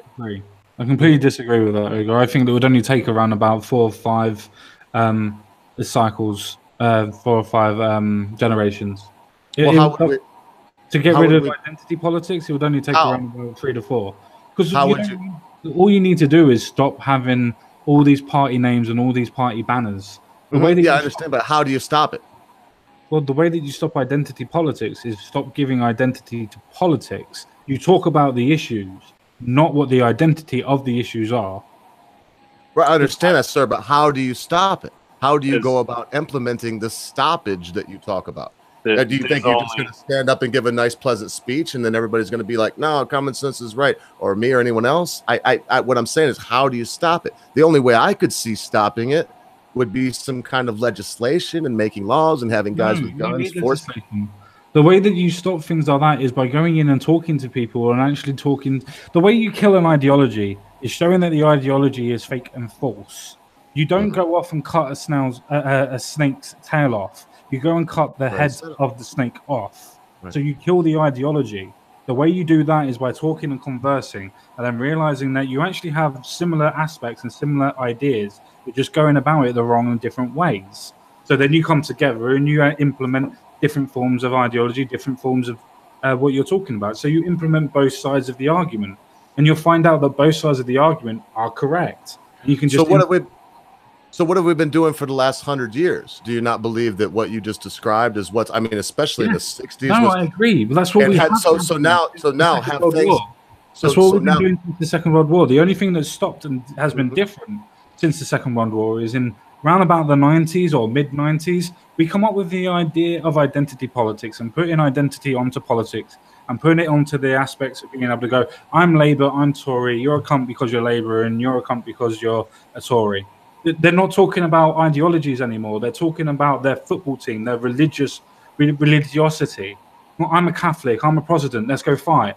Now it's just changed into I'm a Tory, I'm a Labour, let's go at it. So let me see if I can get you to see where I'm coming from, common sense. So let me ask you, have things gotten, because, and I would go so far, I don't want to get too far off in the weeds with this, but I would say 90s, man, identity politics has been going on for a long, long time. It did explode at certain times. But have things gotten better or worse since World War II along the lines of societal lines, like agreeing to disagree kind of thing? I'd say up to the 1990s, or at least up to the middle of the 1980s, I think that we got on very, very well, mostly. Especially societally, I think we got on very, very well. Most of I agree, but just humor me for a second, and let's go from 1943 to 2018. Let's not stop at any point in between there. Have things gotten better or worse in this last 78 years or so? Yes. They've gotten worse? No, they've gotten better. Okay, all right. Well, then I will just stop my argument there. I would say that they've gotten worse. And that I love your idea, mate. I love your idea. I wish it would work. But I'm going to say that the idea of discourse and getting people to talk about what they, and then that it's actually made things much, much, much worse. And that what we really need is, does everybody know that today is the anniversary of Hiroshima? Yeah, you've mentioned it. Yeah, I mean, that's what we need. We need to just blom the shit out of some people that don't look like us to make everybody feel better. I hate it. I think it sucks. I don't want anyone to die, but the least thing that I want is for the West to die or for my own countrymen to die. But you're preaching it. You're preaching it. That's absolutely. I think the problem here, guys, is Mr. Ogre has a point. Just historically, when you have a severe traumatic emotional moment, whether it's a Pearl Harbor or a 9/11, that is going to bring the folks of a certain banner, whoever feels attacked. We were attacked as a nation, and we rose up and we fought against it. We got into World War II. We fought the war on terror. We've done these things, and unfortunately, that is something that brings folks together. It's just, I mean, they always say it's like try to entertain an idea. You might not like the idea, but let's entertain it. And that is a potential solution. Yes, sir. You're talking about the Second World War, correct? Correct. In the Second World War, did or did not the American people at that point in time put Chinese and Japanese people into FEMA camps? Did they also discriminate against German people that were already there at that point in time that were Americans? Did they also not discriminate against Italians that were also with the Germans at that point in time? I believe those terrible things happened, yeah. Yeah, so that they didn't come together as a nation then. They come together under identity politics. An us versus them mentality. Us versus the enemy. Those folks, unfortunately, they were, like you said, they were abused as the enemy because of how they look, because of the color of their skin, because of their ancestry. That's the point. They weren't. Wrong. No, what Mr. Ogre is saying is there's so much level of an angst right now that if all of a sudden, if we were to hypothetically go to war with another superpower, yeah, some of those things may still happen again, but that would distract a lot of other folks on the enemy.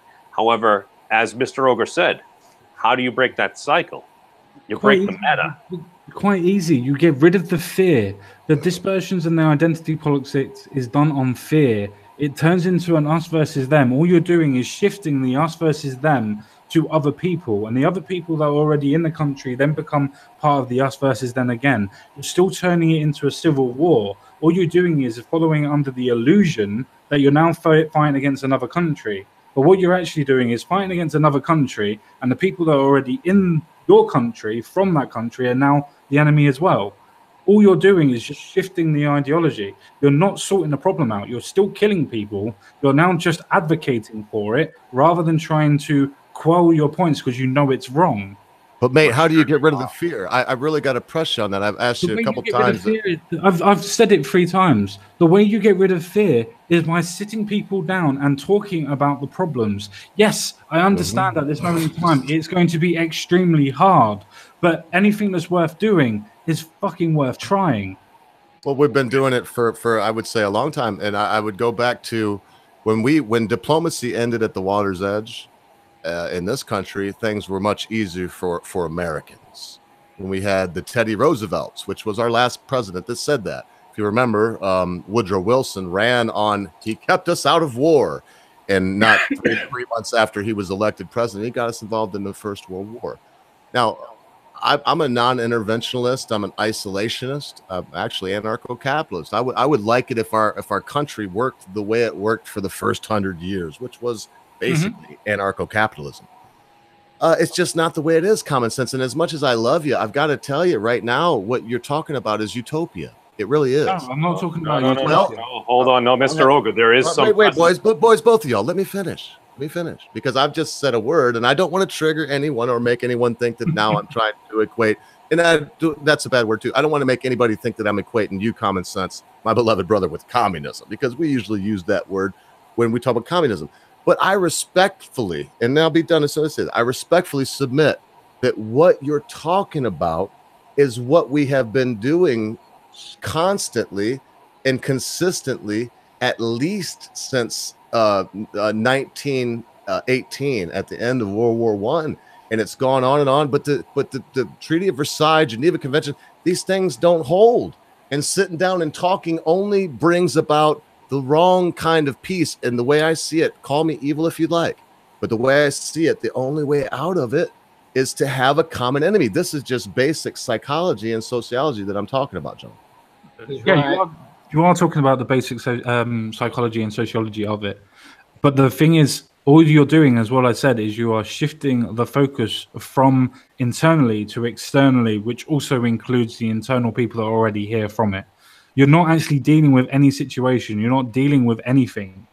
And to equate the idea of sitting down and talking with things to be equated to a utopian ideology is, quite frankly, my friend, ridiculous. Sitting down and being able to talk is what we're doing now. Nobody's running away. Nobody's crying or being triggered or whatever. It's just a case of we disagree. We're talking. We're able to communicate. We're able to sort our differences out. That's the difference from what we were a couple of 100 years ago. We're not the same. If you remember, we were. But if you remember, I asked for a solution, and that was your answer, was that we need to sit down and talk. My only thing, and I'm going to end with this, because look, this is something that is obviously, I'm as touchy about this stuff as you all are, because if you think, Common Sense, you know me very well. If anyone thinks it's easy for me to just sit here and say, I have to make jokes about it, have to bring up that we bombed Hiroshima, years ago, and I'm laughing now nervously because I hate it. I wish there was an easy way out, but maybe 100,000 years was long. I'm going to say that as long as humanity has been here and the struggle for life as we've been, I can't see that we will have that kind of paradigm shift societally or mentally in the individual human being in the next 10,000 years. I don't think any of us will see it. I hope I'm wrong, boys. I really do. Well, I think you're going against the idea of the point of how human evolution has actually changed. We are nowhere near as savage as what we were 100 years ago. We are nowhere near as war hungry as we were 50 years ago. We don't even want most people don't even want the idea of war, as you've already suggested. Most people don't even want the idea of that anymore. So to suggest that it would take that length of time or anywhere near as close as that time for people to even completely and utterly condemn the actions of war is kind of not looking at the actual facts that are put in front of you, or at least the correlation that can be put in front of you, especially for considering the fact of most people or most wars always end with a peace treaty. Whether you want to say that the peace treaty is drawn up wrong or ineffectively, that's why the saying, the pen is mightier than the sword, always holds truth, because all wars are always ended with the signing of a declaration. See, I always kind of liked it back in Indiana Jones and the Last Crusade, where Sean Connery shoots the Nazi in the face with the ink from the pen. Yeah. Hey, I'll tell y'all boys what, I do commit one thing, Common Sense. You've brought up some points, so did you, Memes, that I will think about. And I do hope, I'm going to say it one more time, and I want to hear your finished idea. I hope you didn't lose your place, Memes, as I cut you off. I do hope, boys, I want to say it again. Please understand, I'm not a warmonger. I hate it. I do hope I'm very wrong. But when we look at what's going on in the Golan Heights right now, I mean, it just looks so grim right now. Sorry about that, Memes. Oh, no worries. Go ahead, Sishi. I was going to say, and I think this is what Ogre was probably more interacting with, and which I could actually get behind. Ainjank put into the chat, so it's time to invent an alien and create proof that they are on their way to invade Earth. Yes. That'd be great. Yes. That'd be awesome. Community to come together and I have said this before to you guys, just so you know. I've actually had this conversation. I've heard you say it before, Lord Quinn. You've said the same thing. Yes. Okay, cool. Just wanted it noted. I'd actually said this ages ago. Yes. We discussed it, and people didn't believe me, but it's actually true. Humanity works better when they're focused on stroke against one specific target. At that point, all jokes aside, we can become the Terran Empire that we are actually destined to become if we live. We need an enemy because that will drive us. That will actually make us do stuff. Mm-hmm. You know, one world that goes around the sun. Yeah, we form together because we have a common enemy. Even if we hate each other on the inside, for whatever reason, doesn't actually matter right now. To be honest, Bob next door that pissed you off last night is a lot less scary than I'm going to use the Starship Troopers thing, but the bugs coming to eat your face. Yes. We work together to beat a common enemy. Whether the enemy is true or not is actually secondary. As long as you can persuade enough people to believe it is, that is how you get us all together. I'm sorry to sound so dark, but I'm cutting it straight down to the basics right there. No, I actually agree with that. It's the same as if you were to know that there was going to be a world tragedy. Say, for instance, a flood or a big, massive earthquake, or the polar caps were going to shift as they're supposed to soon. Oh, God. If you were going to have a world calamity, then yes, everybody in the world would work together. But all right, man, those type of things are not going to work. Not going to happen at this moment in time. You just switched my mind, and I don't want to get too, but I do kind of. How is it hotter than hell right there right now? Yes, it is. So you all are feeling that bite right now too. Oh, I just think it's funny because we got to remember. They always try to remind me. Remember, there's a difference between weather and climate. Yes, right now the weather is hot in England, and the climate hasn't changed for 1,000 years. Well, it actually has a little bit. It's gotten a little bit warmer and then a little bit colder, and now we're in a little bit warmer cycle. I mean, it's changed. Statistical modeling, man. I mean, you got to remember statistics. Sorry. Hey, you know what, boys? That's why I'm glad my internet was on today. I needed a good debate. And the reason why is it's not for me to be right or wrong. Some people listen to me and look at me, or maybe even common sense, probably more than me, and think, oh, he's just got to be right. He's got to be right. Well, no, I think a lot of the times the point isn't wanting to be right. It's the point is to make your point, but also to make it so adamantly that someone else makes their best point and could possibly change your mind. I think that's the greatest thing that could come from debate. Exactly. That's the reason why I would push it so much and would say that that's what's missing from our interaction. I mean, look at it from most people's YouTube channels, just as just a quick experiment. How many right wingers have leftists on, and I mean proper leftists? It's a small amount. Yes, it's a small amount. Small. We all live in the form of an echo chamber. Sorry, go on, Memes. Oh no, I was going to say, like, it isn't like one of the things if you happen to have a large platform or something, if you bring on somebody that may, let's just say take the piss out of you a little bit, that might take away some of your potential social influence. So don't they say if that potential could happen, don't do it. Just go for, I don't know, like the lowest hanging fruit or something like that. We got some people that do it, though. Steven Crowder's good at that, and so is Gavin McGinnis also. Not all. But most people is just a big fucking ass. The thing is, it works on the left as well. The thing is, what I was getting at, it works on the left as well. If you have serious leftists on, most leftists do not debate and do not go and talk to people on the right. There are people that are closer to the middle that will do, or people that want to get one up on the other person that will try and think that they can do. But that's not the same as coming together and being able to talk about your differences. The point that I was actually making, apart from the right-left paradigm, which is basically a horseshoe theory, because no matter how far left you get, how far right you get, you basically turn back round in the circle. I'm sorry to say that, and for people that don't agree with that, well, just have a look at the far left and the far right and see how close they are. But that's the point. As Memes always says, and always has done, we have more that's in common than what we have that isn't. Yes. And that's where we have to look at, and that's how we get rid of identity politics.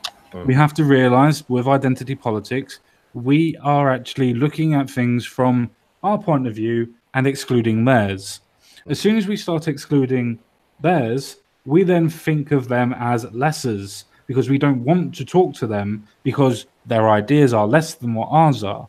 As soon as you realize that they are on equal, if not perfect footing with yourself, then it's a case of you then have to talk to them because you want to know what their ideas are. We have got to the point in our society where ideas are dangerous because your idea might change my idea, and we're scared of our worldview being challenged and changed. That's what we need to change. As soon as we change that, we'll be fine again. Well said, brother. I'll take the antithesis to that. It's like, all right, we have folks that disagree, and I feel like a lot of times we're just talking past each other. And I went and rewatched, what was it, Sargon of Akkad, was it last year when he went to, what was that, kind of like Atheist Con or something like that? And basically he was debating the guy that ended up like walking out and stuff. At the beginning, they said, oh, he just basically takes the piss out of intersectionality. The crowd's liking it and everything. And he's like, well, it does explain it.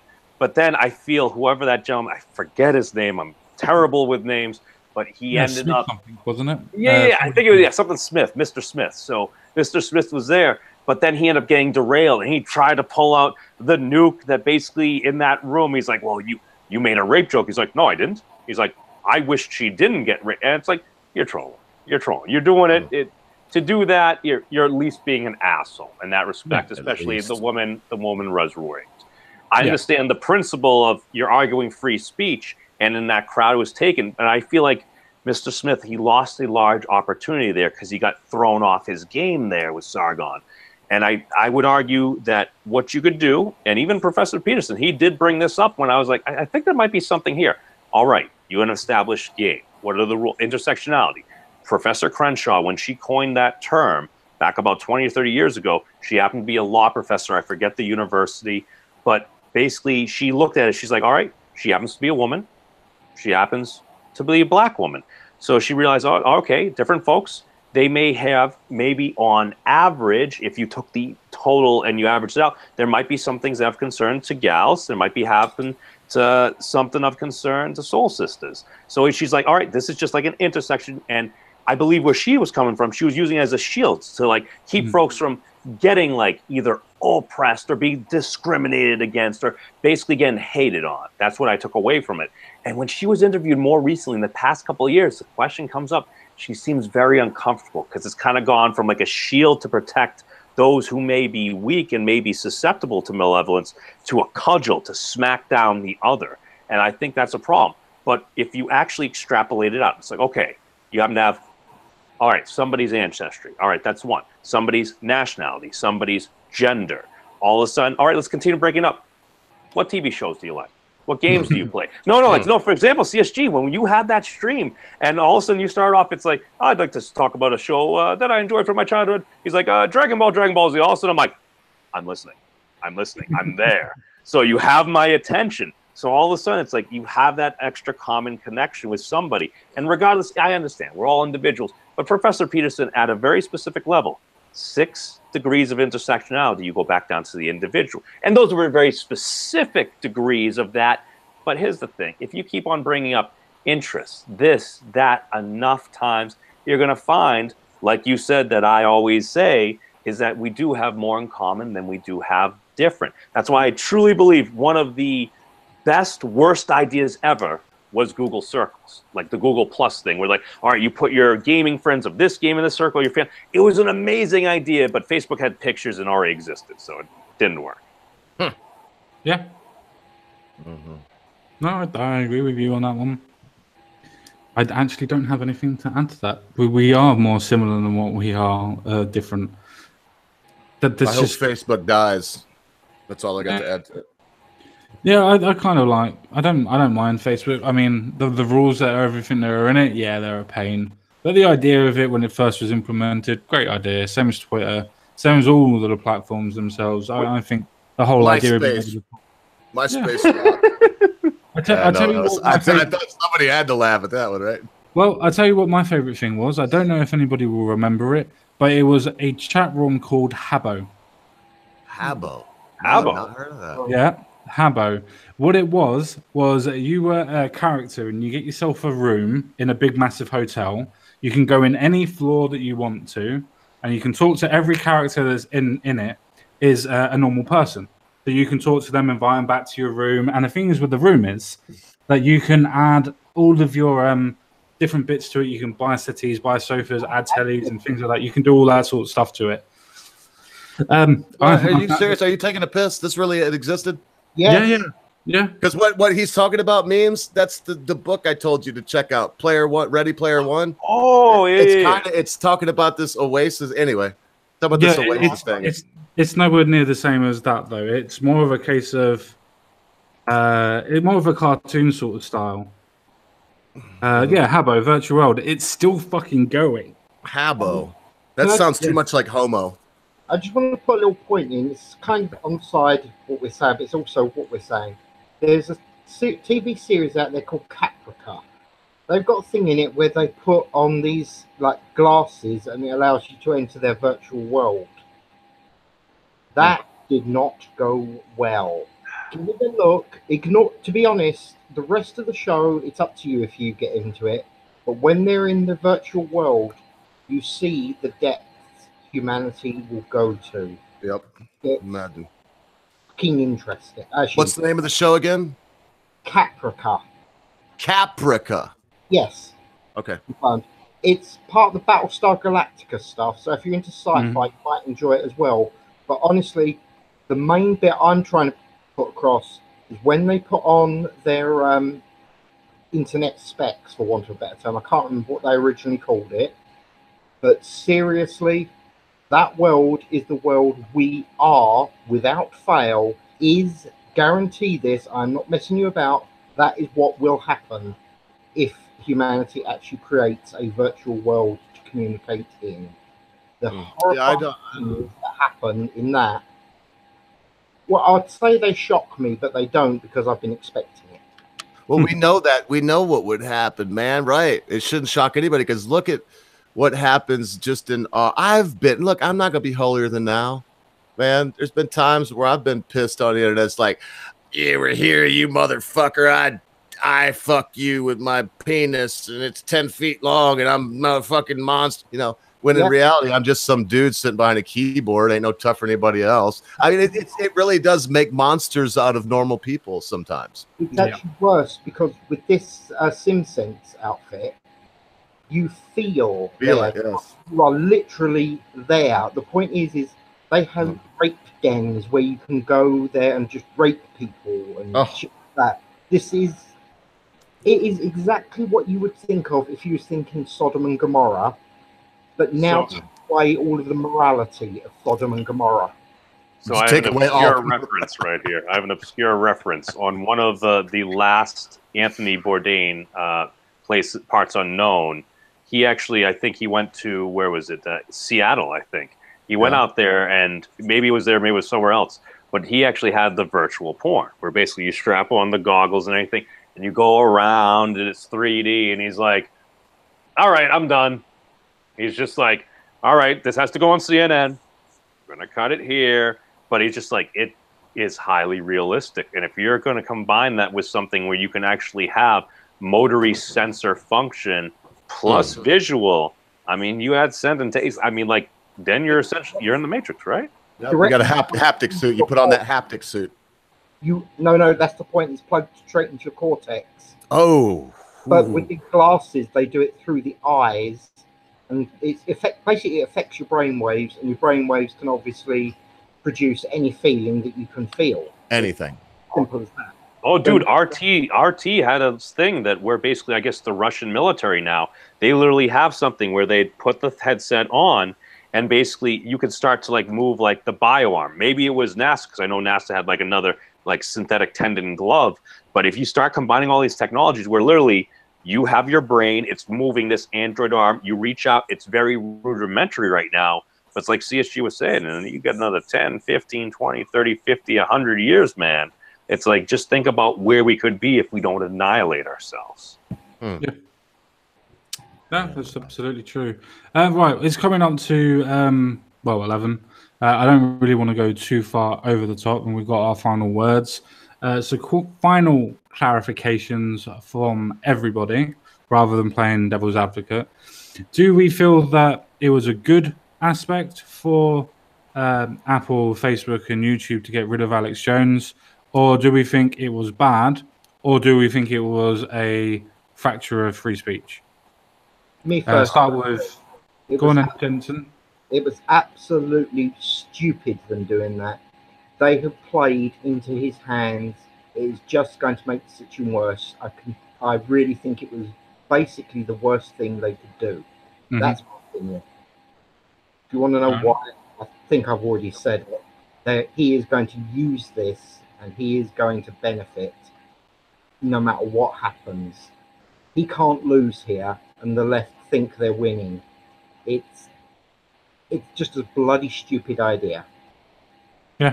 No, that's fair enough. Memes, you're next, sir. Well, first they came for Alex Jones. Then they had already come for Sargon. They've already come for Bering a couple of times, and it's just going to keep on going the same way. Here's the thing: there are questions here. Questions need to be answered.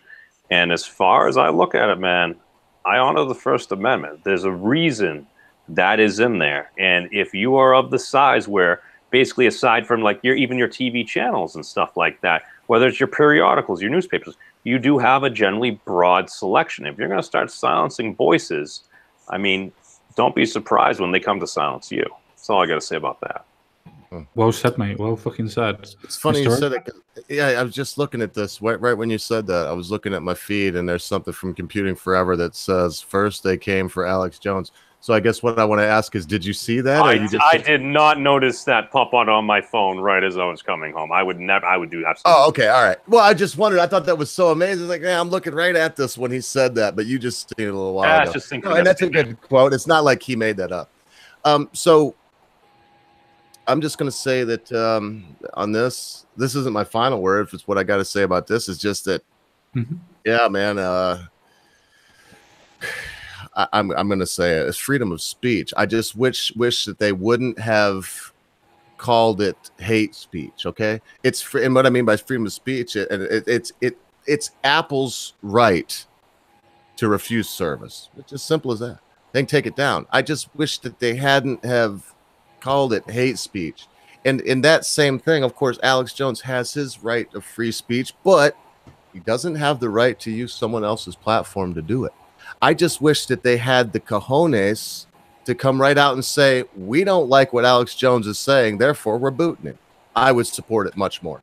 Good, bad, or indifferent, I reserve my right not to even answer that. That's fair enough. No, I appreciate it. This is not final words. This is just the final bit of the discussion that we had at the beginning. I'm kind of in between. What I'm in between of is I think it's stupid because it completely plays into Alex Jones's narrative. It completely plays and almost vindicates him for saying that the government's been after him for years. It now plays into that and his narrative on that. So for me, it's just stupid that these platforms would play into it. As well, I think it's a case of it breaches free speech completely and utterly for a different reason to Ergo. I'm not too bothered about them trying to play this ideal of hate speech. I think most people will eventually realize that there is no such thing as hate speech. There's hateful speech, sure, but there is no such thing as hate speech that needs to be censored and criminalized.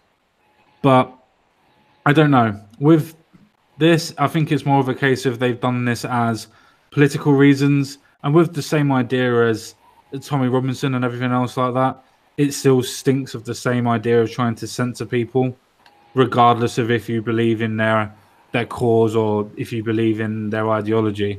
They shouldn't be censored. And I think having a look at what the courts have done to Tommy Robinson and how now private companies are taking their lead on this kind of makes me worried for everybody else. That's about me on that one. I know that we've got some more final words for everybody, that if they want to have final words. Does anybody else have any more questions? And that also goes to the chat as well. Does anybody have any questions at all, starting with the panel? No, I'm pretty good. Good? Oh, good, man. Good. Fair enough. Okay, I'll give it a couple of more seconds to see if the chat comes up with anything, but knowing the chat, it'll probably be something stupid. Oh, it is. In each other. I hate to do it, but I agree. We've got some good people that chat, but they're a bunch of nuts just like we are. What do we expect? It's fine. I'm turning into Baked Alaska. Leave me alone. Oh my Lord, don't do that. Next thing you know, you'll be selling your booty for some meth somewhere in Utah. I wish you and baked well. Well, if I stayed out in the sun for too long today, I definitely would have been baked.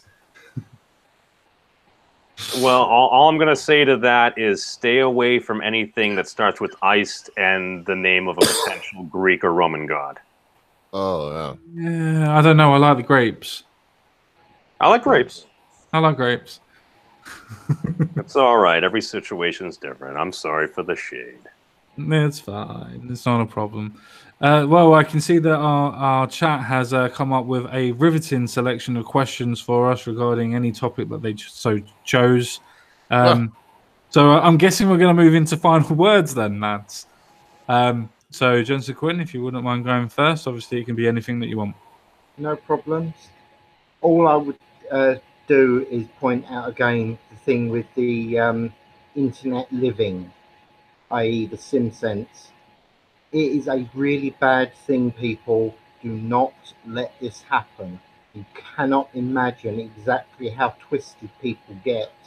Imagine an area with absolutely no consequences for your actions, where you can do anything and get away with it. Do not let the internet become a world that ends up becoming that. There you go.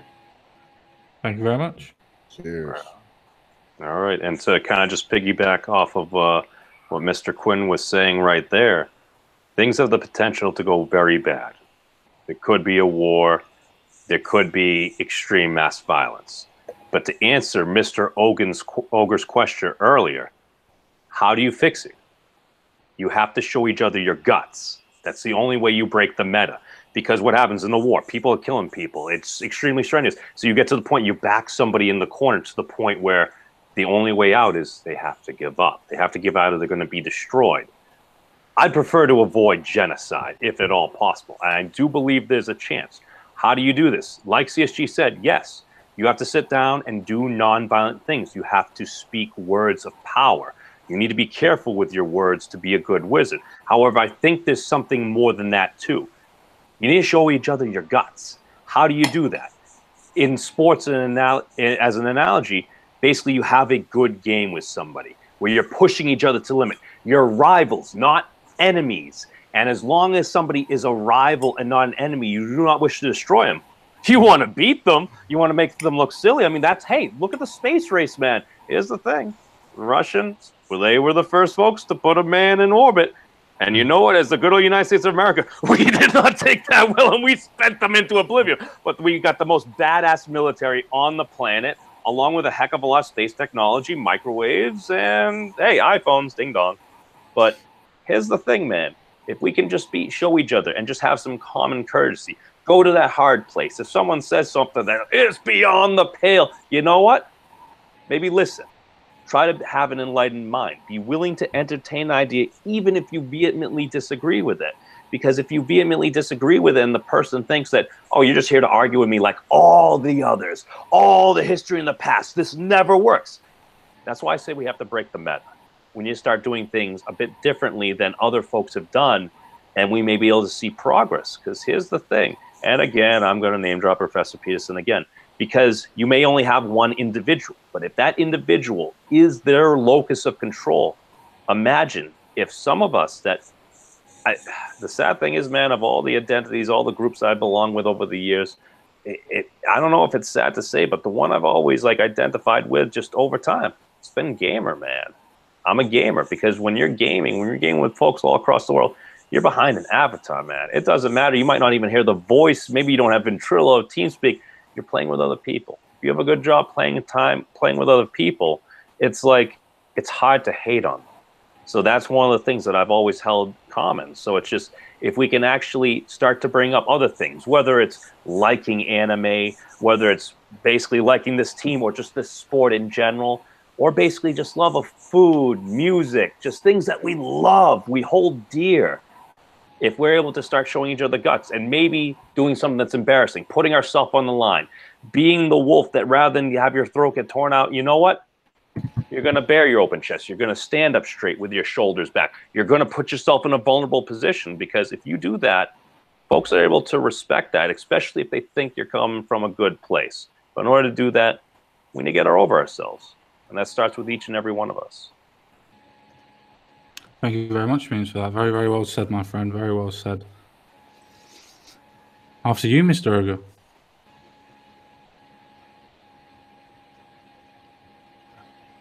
Sorry, I had myself muted. It's because you know what? When during the final words, I find myself feeling like I'm in church, and I spend a lot of time in church. And what you do in church, when someone's saying something you agree with, you say things like, "Yeah, amen," tell it like it is. And really, when someone's trying to say what they want to say in a forum like this, that's the last thing they need is something from the peanut gallery while they're trying to formulate their thoughts.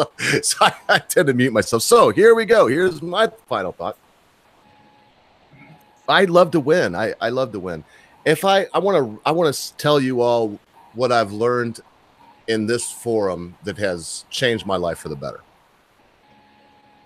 It wasn't too long ago that during debates where everybody was in high spirits for people to critique me and like shut up right now and it's my turn to talk, and that's happened I think from 2 people on the panel tonight toward me, and or all these things. It would have been difficult for me. It would have been like, because I want to win. You want to win, and then you're not realizing that we've all got all the time in the world here. It's not like it's not like a debate back in college where you got 3 minutes and you actually can listen to somebody carefully and then make your point afterwards. And that's the best. I can't thank you all enough. It's actually bled over into my real life. And it's helped me realize that a lot of the things, not a lot, but there was a couple things I was doing in business. I'm a farmer, I go sell my produce and I do interact with people. It wasn't great. I was talking too much. I was telling them too much about how I grew the vegetables instead of letting them talk and tell me what kind of vegetables they wanted. I hope you all can dig what I'm saying. And it's opened my eyes. There's a good old saying that goes like this: those that can do and those that cannot teach. And you know what? I don't want to sit here and be the person that tries to teach you. What am I saying with that? Well, if I listen to wise people, it says that I can't do. If I want to be able to do, I will listen. I will open my mind. I will hear things that are not only difficult for me to hear, but that run contrary to my mindset, to my very id. These are the things that need to change us. These are the things that need to change me. Down in the id of us is where we find the problems, people. If we didn't get a handle on this part of our psyche, we would still take a dump in our pants where we sit. A pretty woman walked in the room, we would. It's like me, myself, and Irene. You'd be over there, And this is what separates us from the animals. So in closing, thank you, gentlemen, for helping me to separate myself maybe one more degree from my ancestors in the trees, jungles, and oceans of this world. And before I close, I just want to turn this over very briefly to our beloved president, Thomas Jefferson. And I say this in lieu of Alex Jones because he has obviously lost all balls, all discernment, reason, and willingness to help his fellow man out of the pit of depravity that is organized government. Mr. Jefferson, if you will. If the American people ever allow private banks to control the issue of their currency, first by inflation, then by deflation, the banks and corporations that will grow up around them will deprive the people of all property until their children wake up homeless on the continent their fathers conquered. I believe that banking institutions are more dangerous to our liberties than standing armies. The issuing power should be taken from the banks and restored to the people to whom it properly belongs. Thank you so much, Mr. Jefferson. I will remember who you are, and I will be good to my friends and families, lest they depart from me. As always, Ogre, as always, well said, my friend. Well said. I don't really have too much to say. I'm not going to try and win any points on this final chat and final word, so to speak. But I think that's the whole point, isn't it? And the fact that it's not a case of necessarily just winning a debate or winning a talk. It's the same as four guys having a talk about a certain issue, having a disagreement on that issue, being able to still sit around and still talk to each other at the end of it and still be classified as friends and brothers and so on. And yet, we haven't lost any sleep over the disagreements that we've had. We haven't lost any friendship. We haven't lost any ground. That's the way that we change the world. Not by fighting other people, not by destroying other people's information and ideas, but realizing that we do have a chance to be able to talk to each other. We do have a chance to be able to push our ideas, but listen to other people's ideas.